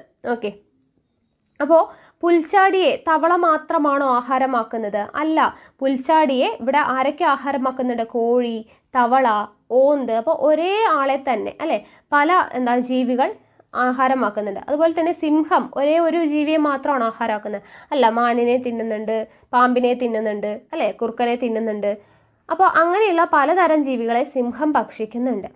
അപ്പോൾ വിവിധ ഭക്ഷ്യശൃംഖലകൾ, ഇങ്ങനെ പലതരത്തിലുള്ള ഭക്ഷ്യശൃംഖലകൾ എല്ലാം കൂടെ ഉണ്ടാവുന്ന ഇതിനെയാണ് എന്തെന്ന് പറയുന്നത്? ഭക്ഷ്യശൃംഖല ജാലം അഥവാ ഫുഡ് വെബ് എന്ന് പറയുന്നത്. ആദ്യം നമ്മൾ പഠിച്ചത് ഒരു ഭക്ഷ്യശൃംഖലയാണ്. പുല്ല്, മാന്, സിംഹം, അതവിടെ അവസാനിച്ചു അല്ലേ. പുല്ല്, പുൽച്ചാടി, തവള, പാമ്പ്, അത് ഭക്ഷ്യശൃംഖലയാണ്. പക്ഷെ ഇവിടെ കൊടുത്തിരിക്കുന്നത് എന്താണ്? പുല്ലിനെ തന്നെ മുയൽ തിന്നുന്നു, ആടും തിന്നുന്നു. ആ മുയലിനെ തന്നെ സിംഹം തിന്നുന്നു, പുലി തിന്നുന്നു, മനുഷ്യൻ തിന്നുന്നു അല്ലേ. അപ്പോൾ അങ്ങനെ ഒരു ചങ്ങല പോലെ ഇങ്ങനെ പോകുന്നുണ്ട് അല്ലേ. അപ്പോൾ ഇങ്ങനെ വിവിധ ഭക്ഷ്യശൃംഖലകൾ ഒന്നിച്ചു ചേർന്നുണ്ടാവുന്നതിനെയാണ് ഭക്ഷ്യശൃംഖല ജാലം അഥവാ ഫുഡ് വെബ് എന്ന് പറയുന്നത്. പ്രകൃതിയിലുള്ളത് എന്താണ്? ഭക്ഷ്യശൃംഖല ജാലമാണ്. ഓക്കെ, ഇനി നമ്മൾ പറഞ്ഞു ഭക്ഷ്യശൃംഖലയിലെ ആദ്യത്തെ കണ്ണി എപ്പോഴും എന്താണ്? ഹരിത സസ്യങ്ങളാണ് എന്ന് നമ്മൾ പറഞ്ഞു അല്ലേ. അപ്പോൾ അതിൻ്റെ പ്രകാശ സംശ്ലേഷണം എന്ന് പറയുന്ന കാര്യം നമ്മൾ കഴിഞ്ഞ ചാപ്റ്ററിൽ പഠിച്ചു. അപ്പോൾ നോക്കുക, ഹരിത സസ്യങ്ങൾ സ്വയം ആഹാരം നിർമ്മിക്കുന്നു, അതിനാൽ അവർ ഉൽപാദകർ എന്നാണ് അറിയപ്പെടുന്നത്. ഞാൻ പറഞ്ഞു, ഫസ്റ്റ് വരുന്ന ആളെ അല്ലെങ്കിൽ ഹരിത സസ്യങ്ങളെ പറയുന്ന പേരാണ് ഉൽപാദകർ. ആഹാരത്തിനായിട്ട് മറ്റു ജീവികളെ ആശ്രയിക്കുന്ന ജീവികളെ നമ്മൾ എന്തെന്ന് പറയുന്നു? ഉപഭോക്താക്കൾ എന്ന് പറയുന്നു. അപ്പോൾ നമ്മൾ എഴുതുന്ന ഓരോ ഭക്ഷ്യശൃംഖലയുടെയും ആദ്യത്തെ കണ്ണി ആരാണ്? ഉൽപാദകരാണ്. ബാക്കിയുള്ളവരൊക്കെ എന്താണ്? കൺസ്യൂമേഴ്സ് ആണ് അല്ലേ. സസ്യങ്ങൾ മാത്രമാണ് സ്വന്തമായിട്ട് എന്തുണ്ടാക്കുന്നത്? ആഹാരം ഉണ്ടാക്കുന്നത്. അതുകൊണ്ട് അവരെന്താണ്? സ്വന്തമായിട്ട് ഫുഡ് പ്രൊഡ്യൂസ് ചെയ്യുന്നത് കൊണ്ട് അവരെ പ്രൊഡ്യൂസർ എന്ന് പറയുന്നു, പ്രൊഡ്യൂസേഴ്സ് എന്ന് പറയുന്നു, ഉൽപാദകർ എന്ന് പറയുന്നു. ബാക്കിയുള്ളവർ എന്ത് ചെയ്യുന്നു? അവർ മറ്റുള്ളവരെ ആശ്രയിച്ച് അവരുണ്ടാക്കുന്ന ഫുഡ് കൺസ്യൂം ചെയ്യുകയാണ് ചെയ്യുന്നത്. സോ അവരെന്താണ്? ഉപഭോക്താക്കൾ അല്ലെങ്കിൽ കൺസ്യൂമേഴ്സ് എന്നാണ് വിളിക്കുന്നത്. അപ്പോൾ സിംഹവും പുലിയും ഒക്കെ ആഹാരത്തിന് സസ്യങ്ങളെ ആശ്രയിക്കുന്നുണ്ടോ? ഉണ്ട്. കാരണം സസ്യം കഴിക്കുന്നു, സസ്യം ഉണ്ടാക്കുന്ന ഫുഡ്, ദെൻ ആ സസ്യത്തെ പുൽച്ചാടി കഴിക്കുന്നു, പുൽച്ചാടിയെ തവള കഴിക്കുന്നു, ആ തവളയാണ് സിംഹം അല്ലെങ്കിൽ പുലിയൊക്കെ തിന്നുന്നത് അല്ലേ. അപ്പോൾ അങ്ങനെ ആ ജീവികൾ എന്താണ്? ആഹാരമാക്കുന്നത്. അതുകൊണ്ട് തന്നെ സിംഹവും പുലിയൊക്കെ എന്താണ്? കൺസ്യൂമേഴ്സ് ആണ്. എല്ലാ ജീവികളും പ്രത്യക്ഷമായോ പരോക്ഷമായോ എന്ത് ചെയ്യുന്നുണ്ട്? ആഹാരത്തിന് ഹരിത സസ്യങ്ങളെ എന്ത് ചെയ്യുന്നുണ്ട്? ആശ്രയിക്കുന്നുണ്ട്. സിംഹം തിന്നുന്നത് കുറുക്കനെയാണ് എന്ന് കരുതി കുറുക്കനെ മാത്രമേ ആശ്രയിച്ചിട്ടുള്ളൂ എന്നില്ല. ആ കുറുക്കൻ തിന്നുന്നത് എന്തിനെയാണ്? പാമ്പിനെ ആണെങ്കിൽ ആ പാമ്പ് അല്ലേ പാമ്പിനെ തിന്നുന്നു. ആ പാമ്പ് എന്തിനു തിന്നുന്നു? തവളയാണ് തിന്നുന്നത്. ആ തവളയ്ക്ക് ജീവിക്കണമെങ്കിൽ എന്ത് വേണം? പുൽച്ചാടി വേണം. ആ പുൽച്ചാടിക്ക് തിന്നണമെങ്കിൽ എന്ത് വേണം? പുല്ല് വേണം. അപ്പോൾ പുല്ലുണ്ടെങ്കിലേ ഈ സിംഹത്തിൻ്റെ വരയ്ക്കും ആ ഭക്ഷ്യശൃംഖല അങ്ങനെ തുടർന്ന് പോകത്തുള്ളൂ. അപ്പോൾ എല്ലാ പ്രത്യക്ഷമായിട്ടോ പരോക്ഷമായിട്ടോ എല്ലാ ജീവികളും എന്ത് ചെയ്യുന്നുണ്ട്? ആഹാരത്തിന് വേണ്ടിയിട്ട് ഹരിത സസ്യങ്ങളെ ആശ്രയിക്കുന്നുണ്ട് എന്നുള്ള കാര്യമാണ് നമ്മളിവിടെ മനസ്സിലാക്കുന്നത്. ഓക്കെ, അടുത്തത് നമ്മൾ പഠിക്കുന്നത് ഡീകമ്പോസേഴ്സ് എന്ന് പറഞ്ഞാൽ എന്താണ്? വിഘാടകർ എന്ന് പറഞ്ഞാൽ എന്താണ്? അതായത് ജൈവാവശിഷ്ടങ്ങളെ വിഘടിപ്പിച്ച് മണ്ണിനോട് ചേർക്കുന്നത് ബാക്ടീരിയ, ഫംഗസ് മുതലായ സൂക്ഷ്മജീവികളാണ്. ഇവയാണ് വിഘാടകർ എന്ന് പറയുന്നത്. ജൈവാവശിഷ്ടങ്ങളെ ഇപ്പോൾ നമ്മൾ മരത്തിൽ നിന്നും ഇലകൾ പൊഴിഞ്ഞ് താഴേക്ക് വീഴുന്നു, അല്ലെങ്കിൽ ഫ്രൂട്ട്സ് ഒക്കെ പഴുത്ത് താഴേക്ക് വീഴുന്നു അല്ലേ. അത് പിന്നീട് ജീർണിച്ച് മണ്ണിനോട് ലയിച്ച് ചേരുന്നുണ്ട്. അതെങ്ങനെയാണ് വിഘടിക്കുന്നത്? ബാക്ടീരിയ, ഫംഗസ് മുതലായ സൂക്ഷ്മജീവികളാണ് ഇതിനെ വിഘടിപ്പിച്ച് മണ്ണിനോട് ചേർക്കുന്നത്. ഇവയെ എന്തെന്ന് നമ്മൾ പറയുന്നു? ഡീകമ്പോസേഴ്സ് അല്ലെങ്കിൽ വിഘാടകർ എന്നാണ് പറയുന്നത്. ഈ ബാക്ടീരിയ ഫംഗസിനെയും ഒക്കെ. വിഘാടകരുടെ പ്രവർത്തന ഫലമായി ജൈവാവശിഷ്ടങ്ങൾ വിഘടിപ്പിക്കുമ്പോൾ ഉണ്ടാവുന്ന പോഷക ഘടകങ്ങൾ സസ്യങ്ങളുടെ വളർച്ചയ്ക്ക് വീണ്ടും ലഭ്യമാകുന്നു അല്ലെ. സസ്യങ്ങളിൽ നിന്നും വീഴുന്ന ഇലയായാലും പൂവായാലും പഴമായാലും അത് വിഘടിച്ച് മണ്ണിലോട് ചേരുന്ന സമയത്ത് അവിടെ വിഘടിച്ചുണ്ടാവുന്ന പോഷക ഘടകങ്ങൾ സസ്യങ്ങളുടെ വളർച്ചയ്ക്ക് വീണ്ടും ലഭ്യമാവുകയാണ് ചെയ്യുന്നത്. അപ്പോൾ വിഘാടകർ എന്താണെന്നുള്ളത് ജസ്റ്റ് ഓർത്തിരിക്കുക. ഇവിടെ വിഘാടകരും ഉൽപാദകരും ഉപഭോക്താക്കളും തമ്മിലുള്ള റിലേഷനാണ് കൊടുത്തിട്ടുള്ളത്. അപ്പോൾ ആദ്യം വരുന്ന ആൾ ആരാണ്? ഉൽപാദകരാണ് അല്ലേ. പുല്ല് അല്ലെങ്കിൽ ഹരിത സസ്യങ്ങൾ എന്ന് പറയുന്നതാണ് ഉൽപാദകർ, പ്രൊഡ്യൂസേഴ്സ് ആണ്. അവരാണ് സ്വന്തമായിട്ട് ആഹാരം നിർമ്മിക്കുന്നത് അല്ലേ. അപ്പോൾ ഈ ഉൽപാദകർ എന്ത് ചെയ്തു? ആഹാരം നിർമ്മിച്ചല്ലേ. ആ ആഹാരം ആര്? കൺസ്യൂമേഴ്സ്. അപ്പോൾ പുൽച്ചാടി ആണെങ്കിൽ ഇപ്പോൾ ഇവിടെ പുല്ലുണ്ടെന്ന് വിചാരിക്കുക. പുല്ലെന്ന് പറയുന്ന ഉൽപാദകൻ, അത് എന്താണ്? പുല്ല് ആര് കഴിക്കുന്നു? കൺസ്യൂമേഴ്സ് ആയിട്ടുള്ള പുൽച്ചാടി കഴിക്കുന്നു. ഓക്കെ, പുൽച്ചാടി കഴിക്കുന്നു. ഈ പുൽച്ചാടി ചത്തുപോയി കഴിഞ്ഞാൽ അതിൻ്റെ മൃതാവശിഷ്ടം അല്ലേ, വിഘാടകരാണ് അത് വിഘടിപ്പിച്ച് അല്ലേ, വിഘാടകർ വിഘടിപ്പിച്ച് അതിൽ നിന്നുണ്ടാവുന്ന പോഷകഘടകങ്ങൾ വീണ്ടും അവിടെ ആഗിരണം ചെയ്ത് ഉൽപാദകരിലോട്ട് തന്നെയാണ് എത്തുന്നത് അല്ലേ. അപ്പോൾ ഇവർ തമ്മിലൊരു പരസ്പര കണക്ഷൻ ഉണ്ട്. ഉൽപാദകരും ഉപഭോക്താക്കളും വിഘാടകരും ഒക്കെ തമ്മിൽ എന്താണ്? ഒരു കണക്ഷൻ ഉണ്ട് എന്നുള്ളതാണ്. ഓക്കെ, അത് മനസ്സിലായല്ലോ നമ്മൾ പറഞ്ഞ സമയത്ത്.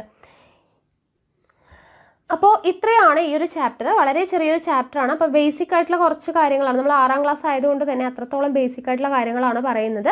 ഓക്കെ, അപ്പോൾ ഈ ഒരു ചാപ്റ്റർ നമ്മുടെ കഴിഞ്ഞു. ഒന്നിച്ച് നിലനിൽക്കാം എന്നുള്ളത്. അടുത്ത ചാപ്റ്റർ 7ാം ക്ലാസ്സിലെ 4ാമത്തെ ചാപ്റ്ററാണ്. നമുക്ക് നോക്കാം. ഇവിടെ നോക്കാം, ഇതാണ് 7ാം ക്ലാസ്സിലെ 4ാമത്തെ ചാപ്റ്റർ, അന്നപഥത്തിലൂടെ. അപ്പോൾ ഇതിലെ ഒരു പകുതി ഭാഗമാണ് നമുക്ക് ഇവിടെ ആവശ്യമുള്ളൂ. അതായത് വനങ്ങളും വനവിഭവങ്ങളും എന്ന് പറയുന്ന ചാപ്റ്ററിൽ ഭാഗത്ത് വരുന്നത് പകുതി ഭാഗമേ നമുക്ക് ആവശ്യമുള്ളൂ. ബാക്കിയുള്ളത് നമുക്ക് മനുഷ്യ ശരീരത്തെക്കുറിച്ചുള്ള പൊതു അറിവിൽ വരുന്നതാണ്. അത് നമ്മൾ ഓൾറെഡി കംപ്ലീറ്റ് ചെയ്തതുകൊണ്ട് ആ ഭാഗം എടുക്കണ്ട. ഇതിൽ ആവശ്യമുള്ള കാര്യങ്ങൾ മാത്രം നമുക്ക് പഠിക്കാം. ഓക്കെ, അപ്പോൾ ആദ്യം തന്നെ പാത്തുമ്മയുടെ ആട്, വൈക്കം മുഹമ്മദ് ബഷീറിൻ്റെ പാത്തുമ്മയുടെ ആടിൽ കുറച്ച് വരികൾ കൊടുത്തിട്ടുണ്ട്. ഏത്തപ്പഴത്തിൻ്റെ മണം പിടിച്ച പാത്തുമ്മയുടെ ആട് മുമ്പിൽ ഹാജരായി. പഴം ഞാൻ തൊലി ഉരിച്ച് തിന്നു. എന്തോ തിന്നുന്നത് കണ്ട് ഉമ്മായുടെ അഭയാർത്ഥികളായ പൂച്ചകൾ വന്നു. ഉമ്മായുടെ മേൽനോട്ടത്തിൽ വിഹരിക്കുന്ന കോഴികളും വന്നു. ഞാൻ പഴത്തൊലി പാത്തുമ്മയുടെ ആടിന് കൊടുത്തു. ആട് പിന്നെയും പ്രതീക്ഷിച്ച് അങ്ങനെ നിൽക്കുകയാണ്. അപ്പോൾ ഇവിടെ പഴത്തൊലി പൂച്ചയ്ക്കും കോഴിക്കൊന്നും കൊടുക്കാതെ ആടിന് കൊടുക്കാൻ കാരണം എന്താണ് എന്നാണ് ചോദിച്ചിരിക്കുന്നത്. കാരണം എന്താണ്? ആടാണ് അത് തിന്നത്തുള്ളൂ അല്ലേ. ആടാണ് പുല്ല്, അതുപോലെ തന്നെ ഈ പഴത്തൊലി അങ്ങനെയുള്ള കാര്യങ്ങളൊക്കെ കഴിക്കുകയുള്ളൂ. അപ്പോൾ നമ്മൾ നേരത്തെ തൊട്ട് മുമ്പ് പഠിച്ച ഭക്ഷ്യശൃംഖലയുടെ കാര്യങ്ങളൊക്കെയാണ് ഇവിടെ ജസ്റ്റ് പറയുന്നത്. ഓക്കെ, നമുക്കിനി ഇമ്പോർട്ടൻ്റ് ആയിട്ടുള്ള കാര്യത്തിലോട്ട് വരാം. പോഷണം അഥവാ ന്യൂട്രീഷൻ എന്ന് പറഞ്ഞാൽ എന്താണ്? എല്ലാ ജീവികൾക്കും എന്താവശ്യമാണ്? ആഹാരം ആവശ്യമാണ്. ഈ ആഹാരം സമ്പാദിക്കുന്ന രീതിയും ഓരോ ജീവിയിലും എന്താണ്? വ്യത്യസ്തമാണ്. ജീവികൾ ആഹാരം സ്വീകരിക്കുകയും പ്രയോജനപ്പെടുത്തുകയും ചെയ്യുന്നതിനെയാണ് പോഷണം എന്ന് പറയുന്നത്. ജീവികൾ ആഹാരം സ്വീകരിക്കുകയും പ്രയോജനപ്പെടുത്തുകയും ചെയ്യുന്നതിനെ എന്തെന്ന് പറയുന്നു? പോഷണം എന്ന് പറയുന്നു. ഇത് ഇവിടെ ഒരു ചിത്രം കൊടുത്തിട്ടുണ്ട്. എന്താണിത്? നോക്കുക, ജലവും ലവണവും, ഹരിതകം, കാർബൺ ഡൈ ഓക്സൈഡ്, ഓക്സിജൻ, ഇവിടെ സൂര്യൻ. ഇത് കാണുമ്പോൾ തന്നെ നമുക്ക് മനസ്സിലാക്കാം, നമ്മൾ നേരത്തെ പഠിച്ചു പ്രകാശ സംശ്ലേഷണം അല്ലേ, അതിൻ്റെ പിക്ചറല്ലേ കൊടുത്തിട്ടുള്ളത്. അപ്പോൾ എന്താണ് പ്രകാശ സംശ്ലേഷണം? നമ്മൾ നേരത്തെ പഠിച്ചതാണ്. ഒന്ന് പറഞ്ഞു നോക്കുക കേട്ടോ, എന്നോടൊപ്പം തന്നെ പറയുക. പ്രകാശ സംശ്ലേഷണം നടക്കുന്നതിന് എന്തെല്ലാം ഘടകങ്ങൾ വേണം? നമ്മൾ പറഞ്ഞു ജലം വേണം അല്ലേ, ലവണം വേണം, കാർബൺ ഡൈ ഓക്സൈഡ് വേണം, കൂടാതെ എന്ത് വേണം? ഹരിതകം വേണം, സൂര്യപ്രകാശം വേണം. ഓക്കെ, ജലം, ലവണം, കാർബൺ ഡൈ ഓക്സൈഡ്, ഹരിതകം, സൂര്യപ്രകാശം. ഇത്രയും ഘടകങ്ങൾ ഉണ്ടെങ്കിലാണ് പ്രകാശ സംശ്ലേഷണം നടക്കത്തുള്ളൂ. പ്രകാശ സംശ്ലേഷണം നടക്കുമ്പോൾ സസ്യങ്ങൾ സ്വീകരിക്കുന്ന വാതകം ഏതാണ്? നമ്മൾ പഠിച്ചു, കാർബൺ ഡൈ ഓക്സൈഡിനെയാണ് പ്രകാശ സംശ്ലേഷണ സമയത്ത് സ്വീകരിക്കുന്നത്. പുറത്തുവിടുന്ന വാതകം ഏതാണ്? ഓക്സിജൻ ആണ് അല്ലേ, നമ്മൾ പഠിച്ചതാണ്. അപ്പോൾ ഹരിത സസ്യങ്ങൾ ആഹാരത്തിന് മറ്റു ജീവികളെ ആശ്രയിക്കുന്നില്ല. ഇവ സ്വയം ആഹാരം നിർമ്മിക്കുന്നതാണ്. അപ്പോൾ ഇവ എന്ത് പറയുന്നു? സ്വപോഷികൾ. ഇത് നമ്മൾ പഠിച്ചു അല്ലേ. ആഹാരം സ്വന്തമായിട്ട് നിർമ്മിക്കുന്നത് കൊണ്ട് സസ്യങ്ങളെ പറയുന്നതാണ് ഓട്ടോട്രോഫ്സ് അഥവാ സ്വപോഷികൾ എന്ന് പറയുന്നു. എന്നാൽ സ്വയം ആഹാരം നിർമ്മിക്കാൻ കഴിയാത്ത ജീവികൾ ആഹാരത്തിനായിട്ട് മറ്റു ജീവികളെ ആശ്രയിക്കുന്നു. ഫോർ എക്സാമ്പിൾ എന്താ? നമ്മൾ മനുഷ്യർ അല്ലേ. നമ്മൾ മനുഷ്യരെപ്പോഴും മറ്റുള്ളവരെ ആശ്രയിച്ച്, മൃഗങ്ങളെ ആശ്രയിച്ച് അല്ലെങ്കിൽ സസ്യങ്ങൾ ഉണ്ടാക്കുന്ന ഫുഡിനെ ആശ്രയിച്ചാണ് നമ്മൾ ജീവിക്കുന്നത്. അപ്പോൾ നമ്മൾ എന്തെന്ന് പറയുന്നു? പരപോഷികൾ അഥവാ ഹെട്രോട്രോഫ്സ് എന്ന് പറയുന്നു. ഓക്കെ, മറ്റു മൃഗങ്ങളായാലും നമ്മൾ മനുഷ്യന്മാരായാലും എല്ലാവരും എന്താണ്? ഹെട്രോട്രോഫ്സ് ആണ്. സസ്യങ്ങൾ എന്ന് പറയുന്നത് സ്വപോഷികളാണ്. അവർ സ്വന്തമായിട്ട് ആഹാരം നിർമ്മിക്കുന്നുണ്ട്. ഓക്കെ, ഇനി ഇവിടെ നോക്കാം. ആഹാരത്തിന് വേണ്ടി നമ്മൾ പരാത സസ്യങ്ങൾ എന്താണെന്ന് പഠിച്ചു, ശവോപജീവികൾ എന്ന് നമ്മൾ പഠിച്ചു അല്ലേ. അപ്പോൾ ഇവിടെ അതിനെക്കുറിച്ചാണ് കൊടുത്തിട്ടുള്ളത്. അപ്പോൾ ആദ്യത്തേത് നോക്കുക, മോണോട്രോപ്പ് എന്ന് പറഞ്ഞു കൊടുത്തിട്ടുണ്ട് അല്ലേ. മോണോട്രോപ്പ് നമ്മൾ എക്സാമ്പിൾ പഠിച്ചു. എന്താണ്? ജീർണിച്ച ജൈവാവശിഷ്ടങ്ങളിൽ നിന്ന് ആഹാരം കണ്ടെത്തുന്നവയാണ് മോണോട്രോപ്പ്. മോണോട്രോപ്പ് എന്താണ്? ഒരു ശവോപജീവിയാണ് എന്ന് നമ്മൾ പഠിച്ചല്ലേ. അടുത്തത് ഇത്തിൽ ചെടി എന്ന് പറയുന്നത് ജലത്തിലും ലവണത്തിനും വേണ്ടി മാത്രം അത് സ്ഥിതി ചെയ്യുന്ന സസ്യത്തെ ആശ്രയിക്കുന്നു. അപ്പോൾ ഫുഡ് തന്നെ ഉണ്ടാക്കും, പക്ഷെ ജലവും ലവണവും മറ്റുള്ള സസ്യങ്ങളിൽ നിന്നും സ്വീകരിക്കുന്നു. അതിന് നമ്മൾ എന്താന്ന് പറഞ്ഞത്? അർദ്ധപരാതങ്ങൾ എന്ന് പറഞ്ഞല്ലേ. അപ്പോൾ ഇത്തിൽ ചെടി എന്ന് പറയുന്നത് അർദ്ധപരാതമാണ്. ഇനി മൂടില്ലാത്താളി എന്ന് പറയുന്നത് എന്താണ്? കസ്ക്യൂട്ട എന്താണ് ആഹാരത്തിന് വേണ്ടിയിട്ട് അത് സ്ഥിതി ചെയ്യുന്ന സസ്യത്തെ ആശ്രയിക്കുന്നു അല്ലേ. മൊത്തം ഫുഡും മറ്റു സസ്യങ്ങൾ ഉണ്ടാക്കുന്നത് സ്വീകരിക്കുന്നു. അപ്പോൾ അതിനെ നമ്മൾ എന്തെന്ന് പറഞ്ഞു, പൂർണ്ണപരാതം എന്ന് പറഞ്ഞു അല്ലേ. അപ്പോൾ പൂർണ്ണപരാതത്തിന് എക്സാമ്പിൾ ഏതാണ്? പൂർണ്ണപരാതം എന്ന് പറയുന്നതിന് എക്സാമ്പിൾ ആണ് മൂടില്ലാ താളി അല്ലേ. മൂടില്ലാ താളി എന്ന് പറയുന്നത് പൂർണ്ണപരാതം. അർദ്ധപരാതത്തിന് എക്സാമ്പിൾ ആണ് ഏത്? ഇത്തിൽ കണ്ണി. ശവോപജീവിക്ക് എക്സാമ്പിൾ ആണ് മോണോട്രോപ്പ്. ഓക്കെ, മോണോട്രോപ്പ്. ഇനി ഇവിടെ ചന്ദനം എന്ന് പറഞ്ഞു കൊടുത്തിട്ടുണ്ട്. എന്താണ്? വളർച്ചയുടെ ആരംഭഘട്ടത്തിൽ മറ്റു ചെടികളുടെ വേരിൽ നിന്ന് ജലവും ലവണങ്ങളും കണ്ടെത്തുന്നു. അപ്പോൾ മറ്റുള്ള ഇതിൽ നിന്നും ജലവും ലവണം കണ്ടെത്തുമ്പോൾ അതെന്താണ്? അത് അർദ്ധപരാതമാണ് അല്ലേ. അപ്പോൾ പൂർണ്ണപരാതം, അർദ്ധപരാതം, ശവോപജീവി. അതിന് എക്സാമ്പിൾ എന്താണെന്നുള്ളത് മനസ്സിലായല്ലോ. ഓക്കെ, ഇനി കൂണ്, പൂപ്പൽ ഇതെല്ലാം എന്താണ്? ശവോപജീവികളിൽ വരുന്നതാണ്. അതും നമ്മൾ പഠിച്ചതാണ്. അടുത്തത് അകത്തും പുറത്തും ജന്തുക്കളിലും പരാതങ്ങളുണ്ട്. നമ്മളിപ്പോൾ സസ്യങ്ങളുടെ കാര്യമാണ് പറഞ്ഞത്. പരാതങ്ങൾ ജന്തുക്കളിലും ഉണ്ട്. ഇവിടെ പേന്, വിര, ചെള്ള് എന്നൊക്കെ പറഞ്ഞ് ചിത്രങ്ങൾ കൊടുത്തിട്ടുണ്ട് അല്ലേ. അപ്പോൾ ഇതിലെ പേനും ചെള്ളും എന്താണ്? ബാഹ്യപരാതങ്ങളാണ്. ബാഹ്യപരാതങ്ങൾ നമ്മുടെ ശരീരത്തിൽ പുറത്താണ് ഇവ ഉള്ളത് അല്ലേ. പേനും ചെള്ളൊക്കെ നമ്മുടെ ശരീരത്തിന് പുറത്താണ് ഉള്ളത്. അപ്പോൾ അത് ബാഹ്യപരാതങ്ങളാണ്, നമ്മുടെ ശരീരത്തിന് പുറത്താണ്, പക്ഷെ നമ്മളെ ആശ്രയിച്ചിട്ടാണ്. പേനെന്ന് പറയുമ്പോൾ നമ്മുടെ ശരീരത്തിലെ ബ്ലഡ് കുടിച്ച് നമ്മുടെ ശരീരത്തിന് പുറത്താണ്, തലയ്ക്കകത്ത് അല്ലേ. അപ്പോൾ ചെള്ളെന്ന് പറയുമ്പോൾ ജീവികളുടെ പുറത്താണ് കാണപ്പെടുന്നത്. അവയിൽ നിന്നും ശരീരത്തിൽ നിന്നും ബ്ലഡൊക്കെ ഊറ്റി കുടിക്കുന്നുണ്ട് അല്ലേ. അപ്പോൾ മറ്റുള്ള ജീവികളെ ആഹാരത്തിന് വേണ്ടി എന്താണ് അവർ ഡിപ്പെൻഡ് ചെയ്യുന്നുണ്ട്, ശരീരത്തിന് പുറത്താണുള്ളത്. അതുകൊണ്ടാണ് അതിനെ ബാഹ്യപരാതങ്ങൾ എന്ന് പറയുന്നത്. എന്നാൽ വിര എന്ന് പറയുന്നത് എന്താണ്? വിര എന്ന് പറയുന്നത് ശരീരത്തിനകത്താണ്. സോ എന്താണ്? അത് ആന്തരപരാതമാണ് അല്ലേ. ആന്തരപരാതം. അപ്പോൾ ആന്തരപരാതവും ഉണ്ട്, ബാഹ്യപരാതവും ഉണ്ട് ജന്തുക്കളിൽ. ഓക്കെ, അപ്പോൾ ആന്തരപരാതത്തിനും ബാഹ്യപരാതത്തിനും എക്സാമ്പിളും കൂടെ ഒന്ന് ഓർത്തിരിക്കാം. ഇനി അടുത്തത് സസ്യലോകത്തെ ഇരപിടിയന്മാർ. ഇരപിടിയൻ സസ്യങ്ങളെ കുറിച്ചാണ് പറയുന്നത്. അതായത് സസ്യങ്ങൾ നമ്മൾ പറഞ്ഞു സ്വയം ആഹാരം നിർമ്മിക്കുന്നുണ്ട് അല്ലേ. അതുകൊണ്ട് അവരെ സ്വപോഷികൾ എന്ന് വിളിക്കുന്നു എന്ന് പറഞ്ഞു. അപ്പോൾ ചില ഘടകങ്ങളെ ആശ്രയിച്ചാണ് ഈ സസ്യങ്ങൾ നോക്കുക.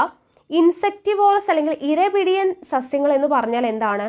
പ്രാണികളെ പിടിക്കുന്നത് കൊണ്ടാണ് ഈ പേര് വന്നത്. ഓക്കെ, ഇൻസെക്റ്റിവോറസ്, ഇൻസെക്ട്സിനെ, പ്രാണികളെ പിടിക്കുന്ന സസ്യങ്ങളുണ്ട്. അതുകൊണ്ടാണ് ഇവയ്ക്ക് എന്തെന്ന് പറയുന്നത്? ഇരപിടിയൻ സസ്യങ്ങൾ അല്ലെങ്കിൽ ഇൻസെക്റ്റിവോറസ് പ്ലാന്റ്സ് എന്ന് പറയുന്നത്. ഈ സസ്യങ്ങളിലും എന്ത് നടക്കുന്നുണ്ട്? പ്രകാശ സംശ്ലേഷണം എന്ന് പറയുന്നത് നടക്കുന്നുണ്ട്. പക്ഷെ എന്തുകൊണ്ടാണ് ഇൻസെക്റ്റിവോറസ് എന്ന് പറയാൻ കാരണം? ഇവിടെ വീനസ് ഫ്ലൈ ട്രാപ്പ് എന്ന് പറഞ്ഞ സൺഡ്യൂ ചെടി, പിക്ചർ ചെടി, ഇതെല്ലാം ഇരപിടിയൻ സസ്യങ്ങൾക്ക് എക്സാമ്പിളാണ്. ഇതേ കണ്ടില്ലേ, ഇങ്ങനെ വീനസ് ഫ്ലൈ ട്രാപ്പ് എന്ന് പറഞ്ഞ് ഇത് കാണുന്നുണ്ട് ഈ ചിത്രം. അപ്പോൾ അതിനകത്തൊരു പ്രാണി വന്നിരുന്നു കഴിഞ്ഞാൽ അതിങ്ങനെ ടപ്പേന്ന് അടഞ്ഞു പോകും. ഓക്കെ, അപ്പോൾ ഇൻസെക്റ്റിനെ പിടിക്കുന്നു. ആ ഒരു രീതിയിലാണ് ഇൻസെക്റ്റിവോറസ് പ്ലാന്റ്സ് എന്ന് പറയുന്നത്. അപ്പോൾ ഇവിടെ നോക്കുക, carbon, hydrogen, phosphorus, nitrogen, sulphur, calcium, ഇരുമ്പ് തുടങ്ങിയ സസ്യങ്ങൾക്ക് കൂടിയ അളവിൽ ആവശ്യമായിട്ടുള്ള മൂലകങ്ങളാണ്. സസ്യങ്ങൾക്ക് ഏറ്റവും കൂടുതലായിട്ട് ആവശ്യമുള്ള മൂലകങ്ങൾ ഏതൊക്കെയാണ്? Carbon, hydrogen, phosphorus, nitrogen, sulphur, calcium, ഇരുമ്പ്. അപ്പോൾ മണ്ണിലെ ബാക്ടീരിയകൾ, അതായത് അസറ്റോബാക്ടർ, നൈട്രോബാക്ടർ അന്തരീക്ഷ നൈട്രജനെ നൈട്രേറ്റ് ആക്കി മാറ്റുമെന്ന് അറിയാമല്ലോ. ഈ ചിലതരം മണ്ണിൽ ആസിഡിൻ്റെ അംശം കൂടുന്നത് കൊണ്ടും മറ്റു ഈ ബാക്ടീരിയകൾ ഇല്ലാതെ വരാം. ഇത്തരം മണ്ണിൽ വരുന്ന ചെടികൾക്ക് നൈട്രജൻ ലഭിക്കില്ല. ഈ സ്ഥിതി മറികടക്കുന്നതിനാലാണ് ചില ചെടികൾ പ്രാണികളെ പിടിക്കുന്ന കഴിവ് ആർജിച്ചെടുത്തത്. പ്രാണികളുടെ ശരീരം വിഘടിപ്പിച്ച് ഈ ആവശ്യമായ നൈട്രജൻ സ്വീകരിക്കുന്നു. അപ്പോൾ പ്രകാശ സംശ്ലേഷണം നടക്കാതെയല്ല ഈ ചെടികൾ പ്രാണികളെ ആർജിച്ചെടുക്കുന്നത്. എന്തുകൊണ്ടാണ് ആർജിച്ചെടുക്കുന്നത് എന്നുള്ളതിൻ്റെ റീസൺ ആണ് ഇവിടെ കൊടുത്തിട്ടുള്ളത്. ചില ചെടികൾ, ഇൻസെക്റ്റിവോറസ് പ്ലാന്റ്സ്, ഇരപിടിയൻ പ്ലാന്റ്സ്, ഇരപിടിയൻ ചെടികൾ എന്ന് പറയുന്നത് മറ്റുള്ള പ്രാണികളെ പിടിക്കുന്നെന്ന് പറഞ്ഞു. അതെന്തുകൊണ്ടാണ്? അവ ഫുഡ് ഉണ്ടാക്കാതെയാണോ? പ്രകാശ സംശ്ലേഷണം നടക്കാതെയാണോ? അല്ല. കാരണം എന്താണെന്നാണ് പറയുന്നത്. അതായത് സസ്യങ്ങൾക്ക് ഏറ്റവും കൂടുതൽ ആവശ്യമായിട്ടുള്ള മൂലകങ്ങളാണ് carbon, hydrogen, phosphorus, nitrogen, sulphur, calcium, ഇരുമ്പ് എന്ന് പറയുന്നത്. അപ്പോൾ ഈ മണ്ണിൽ അടങ്ങിയിട്ടുള്ള ബാക്ടീരിയകൾ, അസറ്റോബാക്ടറും നൈട്രോബാക്ടറും ഒക്കെ എന്ത് ചെയ്യുന്നുണ്ട്? അന്തരീക്ഷ നൈട്രജനെ നൈട്രേറ്റ് ആക്കിയിട്ട് മാറ്റും. ആര്? മണ്ണിലെ ബാക്ടീരിയകൾ. അപ്പോൾ ചിലതരം മണ്ണിൽ ആസിഡിൻ്റെ അംശം കൂടുന്ന സമയത്ത് എന്ത് ചെയ്യും? ഈ ബാക്ടീരിയകൾ, അതായത് അന്തരീക്ഷ നൈട്രജനെ നൈട്രേറ്റ് ആക്കി മാറ്റാൻ കഴിവുള്ള ഈ ബാക്ടീരിയകൾ ഇല്ലാതെയായിട്ട് വരും. അങ്ങനെ ഇത്തരം ആസിഡിൻ്റെ അംശം കൂടുതലുള്ള ചെടികളിൽ മണ്ണിൽ വളരുന്ന ചെടികൾക്ക് എന്ത് ലഭിക്കില്ല? നൈട്രജൻ ലഭിക്കില്ല. ഓക്കെ, ബാക്ടീരിയകൾ ഇല്ലാതെ വന്നു കഴിഞ്ഞാൽ അന്തരീക്ഷ നൈട്രജനെ നൈട്രേറ്റ് ആക്കി മാറ്റാനായിട്ട് പറ്റില്ല. അപ്പോൾ നൈട്രജൻ ലഭിക്കാതെ വരും. അപ്പോൾ ഇങ്ങനെ നൈട്രജൻ ലഭിക്കാതെ വരുമ്പോഴാണ് ഈ ചെടികൾ എന്ത് ചെയ്യുന്നത്? ഇങ്ങനെയുള്ള പ്രാണികളെ ആർജിച്ചെടുക്കാനുള്ള കഴിവുണ്ടാക്കി അവയെ ആർജിച്ചെടുത്ത് ആ പ്രാണികളുടെ ശരീരം വിഘടിപ്പിച്ച് എന്ത് ചെയ്യുന്നു? ആവശ്യമായിട്ടുള്ള നൈട്രജൻ സ്വീകരിക്കുന്നു. ഓക്കെ, അപ്പോൾ ഇരപിടിയൻ സസ്യങ്ങൾ എന്താണ് ചെയ്യുന്നത് എന്നുള്ളത് മനസ്സിലായല്ലോ. ഇനി അടുത്തത് നമുക്ക് ആഹാരം മനുഷ്യരിൽ എന്ന് പറഞ്ഞിട്ടുള്ള ഭാഗമാണ്. അപ്പോൾ നമുക്ക് അത് ഈ ഭാഗത്ത് നമുക്ക് പഠിക്കാനില്ല. ഓക്കെ, നമ്മൾ മനുഷ്യ ശരീരത്തെക്കുറിച്ചുള്ള പൊതു അറിവ് എന്ന് പറയുന്ന ഭാഗത്ത് വരുന്നതാണ്. അത് നമ്മൾ പഠിച്ചതാണ്, പല്ലിനെക്കുറിച്ചും ഓക്കെ കൂടുതൽ കാര്യങ്ങളൊക്കെ നമ്മൾ പഠിച്ചതാണ്. അപ്പോൾ അതുകൊണ്ട് ഞാൻ അത് പറയുന്നില്ല. അപ്പോൾ ഇത്രയും കാര്യങ്ങൾ നമ്മൾ ഇവിടെ മനസ്സിലാക്കിയല്ലോ. ഓക്കെ, ഇനി നമുക്ക് ഒരു ചാപ്റ്ററും കൂടെ ഉണ്ട്, വൈവിധ്യം നിലനിൽപ്പിന് എന്ന് പറയുന്ന ചാപ്റ്ററാണ്. നമുക്ക് നോക്കാം. അപ്പോൾ ഇതാണ് 8ാം ക്ലാസ്സിലെ 13ാമത്തെ ചാപ്റ്റർ, വൈവിധ്യം നിലനിൽപ്പിന്. അപ്പോൾ ഈ ചാപ്റ്ററിൻ്റെയും പകുതിയാണ് നമുക്ക് പഠിക്കാനായിട്ടുള്ളൂ. ബാക്കി പകുതി പരിസ്ഥിതിയും പരിസ്ഥിതി ശാസ്ത്രവും എന്ന് പറയുന്ന ഭാഗത്ത് വരുന്ന ആ ഒരു സെക്ഷനിൽ വരുന്നതാണ്. അപ്പോൾ നമ്മൾ അവിടുത്തെ SCERT പാഠഭാഗങ്ങൾ ചെയ്യുന്ന സമയത്ത് നമുക്കത് ചെയ്യാം. ഓക്കെ, പരിസ്ഥിതിയും പരിസ്ഥിതി പ്രശ്നങ്ങളും എന്ന് പറയുന്ന ഭാഗത്ത് ബാക്കി വരുന്നുണ്ട്. അപ്പോൾ നമ്മളത് അവിടെ ചെയ്യുന്നതായിരിക്കും. അപ്പോൾ ആദ്യത്തെ പകുതി ഭാഗം നമുക്കിവിടെ പഠിക്കാം. ആദ്യം തന്നെ വൈവിധ്യങ്ങളുടെ നിലനിൽപ്പിന് എന്നുള്ളതാണ് ചാപ്റ്ററിൻ്റെ പേര്. നമുക്ക് നമ്മൾ ചാപ്റ്ററിൽ കണ്ടതുപോലെ തന്നെ ഒരു ആവാസ വ്യവസ്ഥയുടെ ചിത്രമാണ് ഇവിടെ കൊടുത്തിട്ടുള്ളത്, അല്ലേ? ഒരു കുളത്തിൻ്റെ ചിത്രമാണ്, ഒരു ആവാസ വ്യവസ്ഥയാണ് ഇവിടെ കൊടുത്തിട്ടുള്ളത്. ഇനി ഇവിടെ ജീവമണ്ഡലം എന്താണെന്നുള്ളത് കൊടുത്തിട്ടുണ്ട്. എന്താണ് ജീവമണ്ഡലം അഥവാ ബയോസ്ഫിയർ എന്ന് പറയുന്നത്? ഭൂമിയിൽ ജീവൻ കാണപ്പെടുന്ന ഭാഗമാണ് എന്ത്? ജീവമണ്ഡലം. ഭൂമിയിൽ ജീവൻ കാണപ്പെടുന്ന ഭാഗമാണ് ജീവമണ്ഡലം. ഇത് ഭൗമോപരിതലത്തിലും അന്തരീക്ഷത്തിലും സമുദ്രത്തിനും ഇടയിലായിട്ട് വ്യാപിച്ചു കിടക്കുന്നു. ജീവമണ്ഡലം എന്താണെന്നാണ് പറയുന്നത്. ജന്തുക്കളും സസ്യങ്ങളും സൂക്ഷ്മജീവികളും എല്ലാം ഉൾപ്പെടുന്ന ജീവലോകത്തിൻ്റെ നിലനിൽപ്പിന് അജീവീയ ഘടകങ്ങളും ആവശ്യമാണ്. അജീവീയ ഘടകങ്ങൾ ജീവീയ ഘടകങ്ങൾക്ക് പ്രയോജനകരമാകുന്നത് എങ്ങനെയൊക്കെയാണ് നമ്മൾ പഠിച്ചു, അല്ലേ? എന്താണ് അജീവീയ ഘടകങ്ങളും ജീവീയ ഘടകങ്ങളും? സൂര്യപ്രകാശം, വായു, ജലം, മണ്ണ്, അങ്ങനെയുള്ള എല്ലാ ഘടകങ്ങളും ഇതെല്ലാം എന്താണ്? അജീവീയ ഘടകങ്ങളാണ്. സൂര്യപ്രകാശം എന്തിനും ആവശ്യമാണ്? പ്രകാശ സംശ്ലേഷണത്തിന് ആവശ്യമാണ്. വായു ശ്വസിക്കാൻ ആവശ്യമാണ്. ജലം അവയ്ക്ക് ഭക്ഷിക്കാനും ഫുഡ് ഉണ്ടാക്കാനും എല്ലാത്തിനും ആവശ്യമാണ്, അല്ലേ? മണ്ണ് എല്ലാം ആവശ്യമാണ്. അപ്പോൾ സൂര്യപ്രകാശം, വായു, ജലം, മണ്ണ് ഇതെല്ലാമാണ് അജീവീയ ഘടകങ്ങൾ എന്ന് പറയുന്നത്. അപ്പോൾ ഇങ്ങനെയുള്ള അജീവീയ ഘടകങ്ങളും ജീവീയ ഘടകങ്ങളും എന്ന് പറയുന്നത് ഒരു ആവാസ വ്യവസ്ഥയ്ക്ക് അത്യാവശ്യമാണ്. ഇനി ജീവലോകത്തിൻ്റെ പ്രാഥമിക ഊർജ്ജ സ്രോതസ് ആരാണ്? സൂര്യനാണ്. ജീവലോകത്തിൻ്റെ പ്രാഥമിക ഊർജ്ജ സ്രോതസ് എന്ന് പറയുന്നത് സൂര്യനാണ്. ഹരിതസസ്യങ്ങൾ പ്രകാശ സംശ്ലേഷണത്തിലൂടെ പ്രകാശോർജ്ജത്തെ രാസോർജ്ജമാക്കി മാറ്റുന്നു. ഹരിതസസ്യങ്ങൾ എന്താണ് ചെയ്യുന്നത്? പ്രകാശ സംശ്ലേഷണത്തിലൂടെ, പ്രകാശ സംശ്ലേഷണം എന്താണെന്ന് നമ്മൾ പഠിച്ചു. പ്രകാശ സംശ്ലേഷണത്തിലൂടെ പ്രകാശോർജ്ജത്തെ രാസോർജ്ജമാക്കിയിട്ട് മാറ്റുന്നു. ഈ ഊർജ്ജമാണ്, പ്രകാശ സംശ്ലേഷണത്തിലൂടെ ആക്കി മാറ്റുന്ന രാസോർജ്ജമാണ് ഭക്ഷ്യശൃംഖല വഴി കൈമാറ്റം ചെയ്യപ്പെട്ട് മറ്റു ജീവികളിലോട്ട് എത്തുന്നത്. പ്രകാശ സംശ്ലേഷണം നടത്തുന്ന സസ്യങ്ങളെ എന്തെന്ന് പറയുന്നു? ഉൽപാദകർ എന്ന് പറയുന്നു. നമ്മൾ പഠിച്ചല്ലേ, പുല്ല്, പുൽച്ചാടി എന്ന് പറഞ്ഞ ആഹാര ശൃംഖല പഠിച്ചപ്പോൾ ആദ്യത്തെ കണ്ണികൾ ആരാണ്? സ്വന്തമായിട്ട് ഫുഡ് ഉണ്ടാക്കുന്നതായതുകൊണ്ട് ഉൽപാദകർ എന്ന് പറയുന്നു, പ്രൊഡ്യൂസേഴ്സ് എന്ന് പറയുന്നു. ഇനി നേരിട്ടോ അല്ലാതെയോ ഊർജ്ജത്തിനായിട്ട് സസ്യങ്ങളെ ആശ്രയിക്കുന്ന മറ്റു ജീവികളെ നമ്മൾ എന്തെന്ന് പറയുന്നു? ഉപഭോക്താക്കൾ അഥവാ കൺസ്യൂമേഴ്സ് എന്ന് പറയുന്നു. നേരിട്ട് സസ്യങ്ങളെ ആശ്രയിക്കുന്ന ഉപഭോക്താക്കളെ പ്രാഥമിക ഉപഭോക്താക്കൾ എന്ന് പറയുന്നു. ഓക്കെ, അപ്പോൾ നേരിട്ടോ അല്ലാതെയോ സസ്യങ്ങളെ ആശ്രയിച്ച് ജീവിക്കുന്നവരെ ഉപഭോക്താക്കൾ അല്ലെങ്കിൽ കൺസ്യൂമേഴ്സ് എന്ന് പറയുന്നു. നേരിട്ട് സസ്യങ്ങളെ ആശ്രയിച്ച് ജീവിക്കുന്നത്, അതായത് ഇപ്പോൾ പുല്ലിനെ ഡയറക്റ്റായിട്ട് ആശ്രയിക്കുന്ന ആരാണ്? പുൽച്ചാടി, അല്ലേ? അല്ലെങ്കിൽ പുല്ലിനെ നേരിട്ട് ആശ്രയിക്കുന്ന മുയൽ, അല്ലെങ്കിൽ പുല്ലിനെ നേരിട്ട് ആശ്രയിക്കുന്ന ആട്. അങ്ങനെ പുല്ലിനെ ഡയറക്റ്റായിട്ട് ആദ്യം ഉപയോഗിക്കുന്ന ആൾ അല്ലെങ്കിൽ അതിനെ ആശ്രയിക്കുന്ന ആളെയാണ് നമ്മൾ പ്രാഥമിക ഉപഭോക്താക്കൾ എന്ന് പറയുന്നത്, പ്രൈമറി കൺസ്യൂമേഴ്സ് എന്ന് പറയുന്നത്. അവയെ ആഹാരമാക്കുന്ന ദ്വിതീയ ഉപഭോക്താക്കൾ എന്നും പറയാം. അപ്പോൾ നമുക്കിപ്പോൾ ഒരു ഇതുണ്ട്, പുല്ല്, ഓക്കെ, പുല്ല്, പുൽച്ചാടി, തവള, പാമ്പ്, ഇങ്ങനെയാണ് നമ്മുടെ ഭക്ഷ്യശൃംഖല എന്ന് വിചാരിക്കുക. അപ്പോൾ പുല്ല് എന്ന് പറയുന്നത് സ്വന്തമായിട്ട് ഫുഡ് ഉണ്ടാക്കുന്ന ആളാണ്. അപ്പോൾ പുല്ലിന് നമുക്ക് എന്ത് പറയാം? പ്രൊഡ്യൂസേഴ്സ് അല്ലെങ്കിൽ ഉൽപാദകർ എന്ന് പറയാം, അല്ലെ? പ്രൊഡ്യൂസേഴ്സ് അല്ലെങ്കിൽ ഉൽപാദകർ. പുൽച്ചാടി സസ്യം അല്ലെങ്കിൽ പുല്ലിനെ നേരിട്ട് പ്രയോജനപ്പെടുത്തുന്ന ആളാണ്. അപ്പോൾ അതിനെ നമുക്ക് എന്ത് പറയാം? പ്രൈമറി കൺസ്യൂമർ എന്ന് പറയാം, അല്ലെ? പ്രൈമറി കൺസ്യൂമർ എന്ന് പറയാം. ഈ പുൽച്ചാടിയെ തിന്ന് ജീവിക്കുന്നതാണ് തവള. അപ്പോൾ തവള പുൽച്ചാടിയിലൂടെയാണ് സസ്യത്തെ ആശ്രയിക്കുന്നത്, അല്ലേ? അപ്പോൾ തവളയെ നമുക്ക് എന്ത് പറയാം?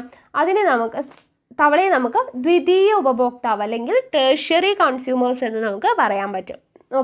ഓക്കെ, ദ്വിതീയ ഉപഭോക്താവ് എന്ന് നമുക്ക് പറയാൻ പറ്റും.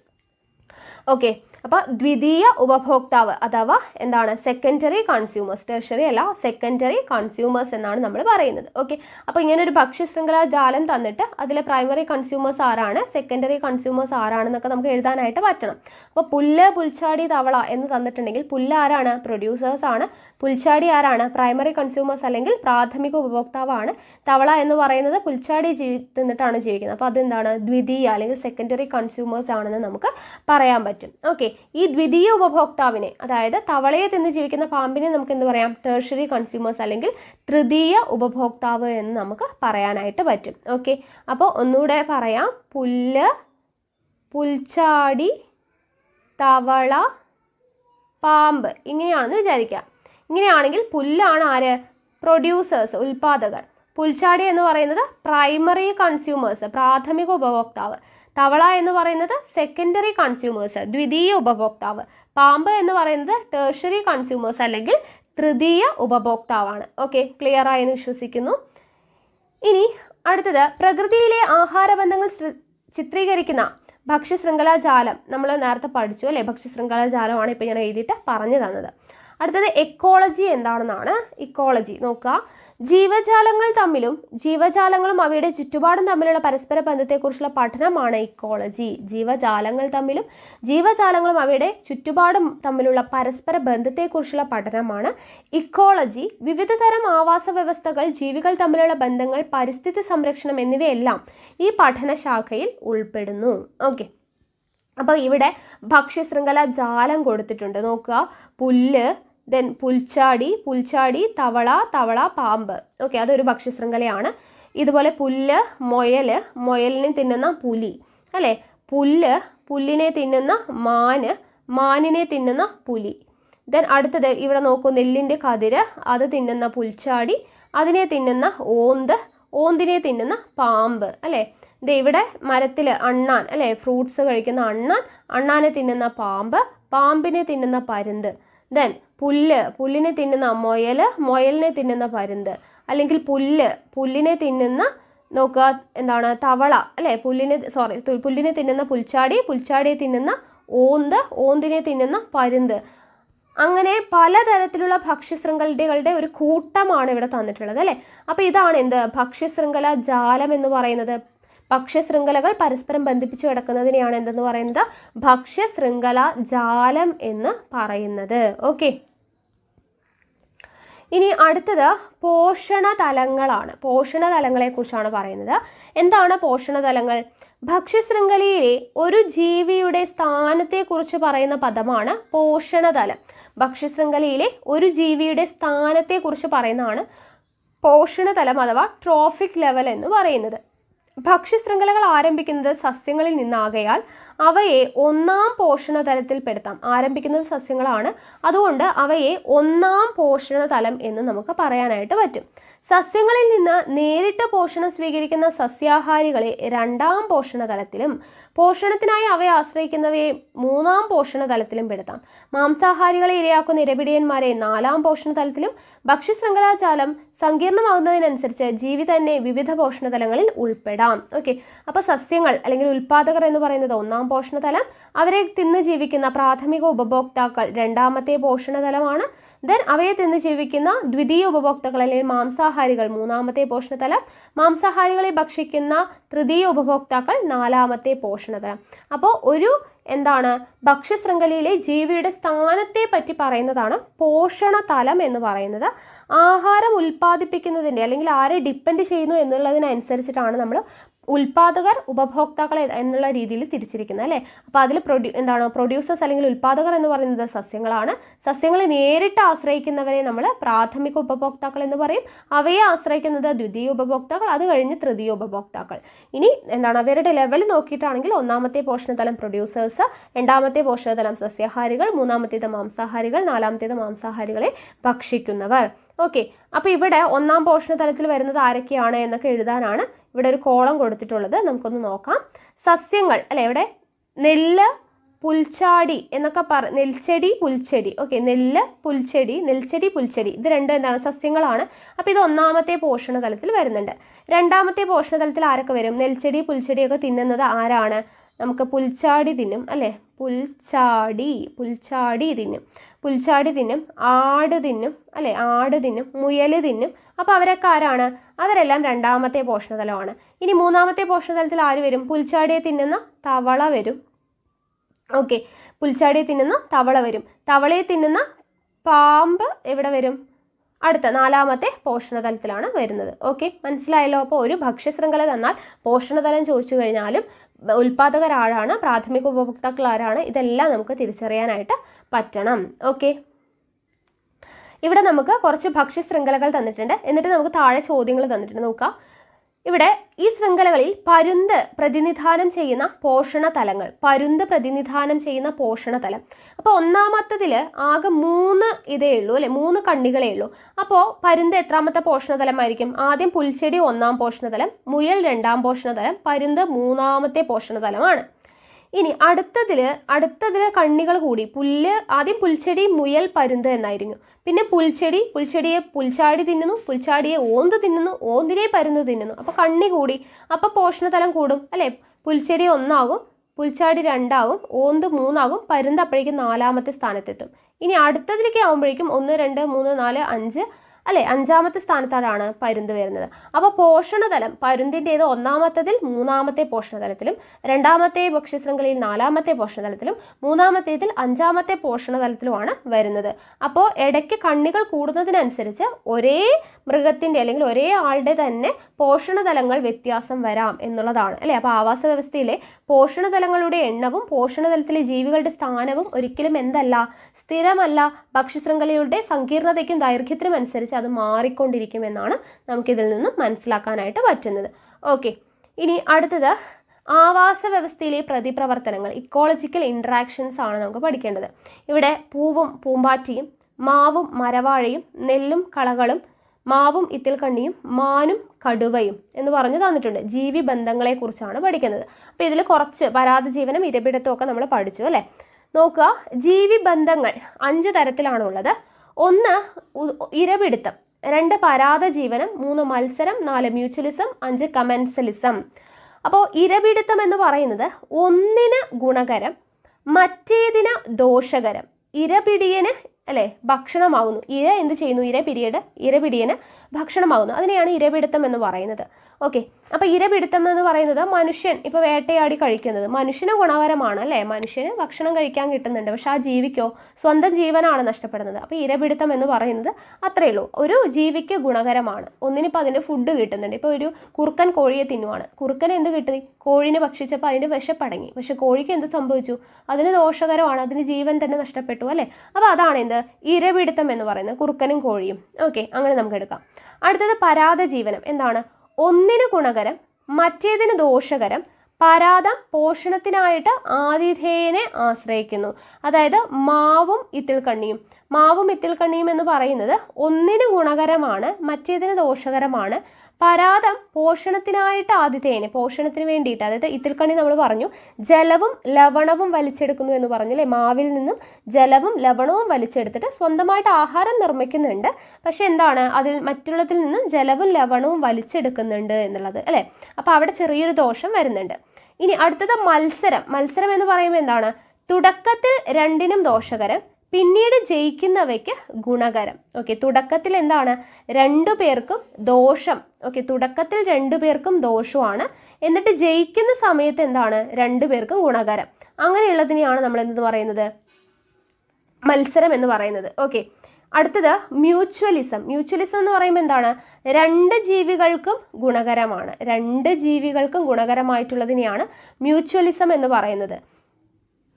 മ്യൂച്വലിസത്തിന് എക്സാമ്പിളാണ് 2 ജീവികൾക്കും ഗുണകരം എന്ന് പറയുമ്പോൾ, ഇപ്പോൾ കാക്ക എന്താണ് പശുവിൻ്റെ പുറത്തിരുന്ന് ചെള്ളൊക്കെ അങ്ങനെ പറക്കി തിന്നും അല്ലേ. അപ്പോൾ കാക്കയ്ക്ക് വിശപ്പ് അടങ്ങും, പശുവിന് എന്താണ് അതിൻ്റെ കടിയും മാറിക്കിട്ടും. അപ്പോൾ അതെന്താണ്? ഒരു മ്യൂച്വലിസമാണ്, 2 പേർക്കും ഉപകാരമാണ് അല്ലേ.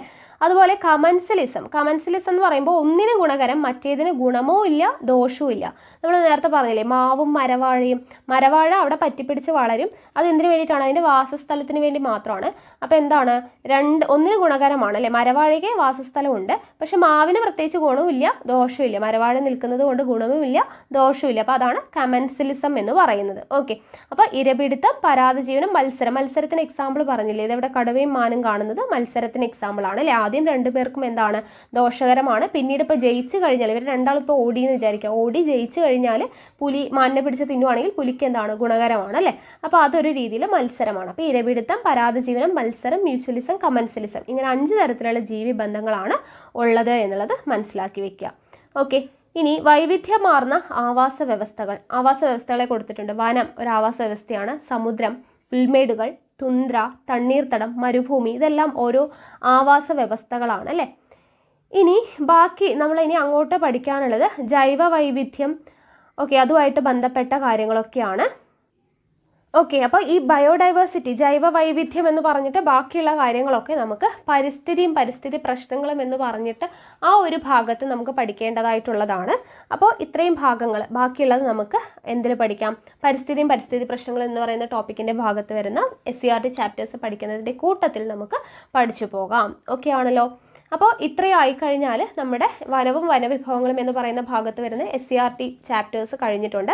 ബാക്കി ഇനി പരിസ്ഥിതി പ്രശ്നങ്ങളുമാണ് നമുക്ക് പഠിക്കാനുള്ളത്. അത് അടുത്ത ക്ലാസ്സിൽ തന്നെ നമ്മൾ ചെയ്യുന്നതായിരിക്കും. ഓക്കെ, അപ്പോൾ അടുത്ത ക്ലാസ്സിൽ കാണാം. താങ്ക്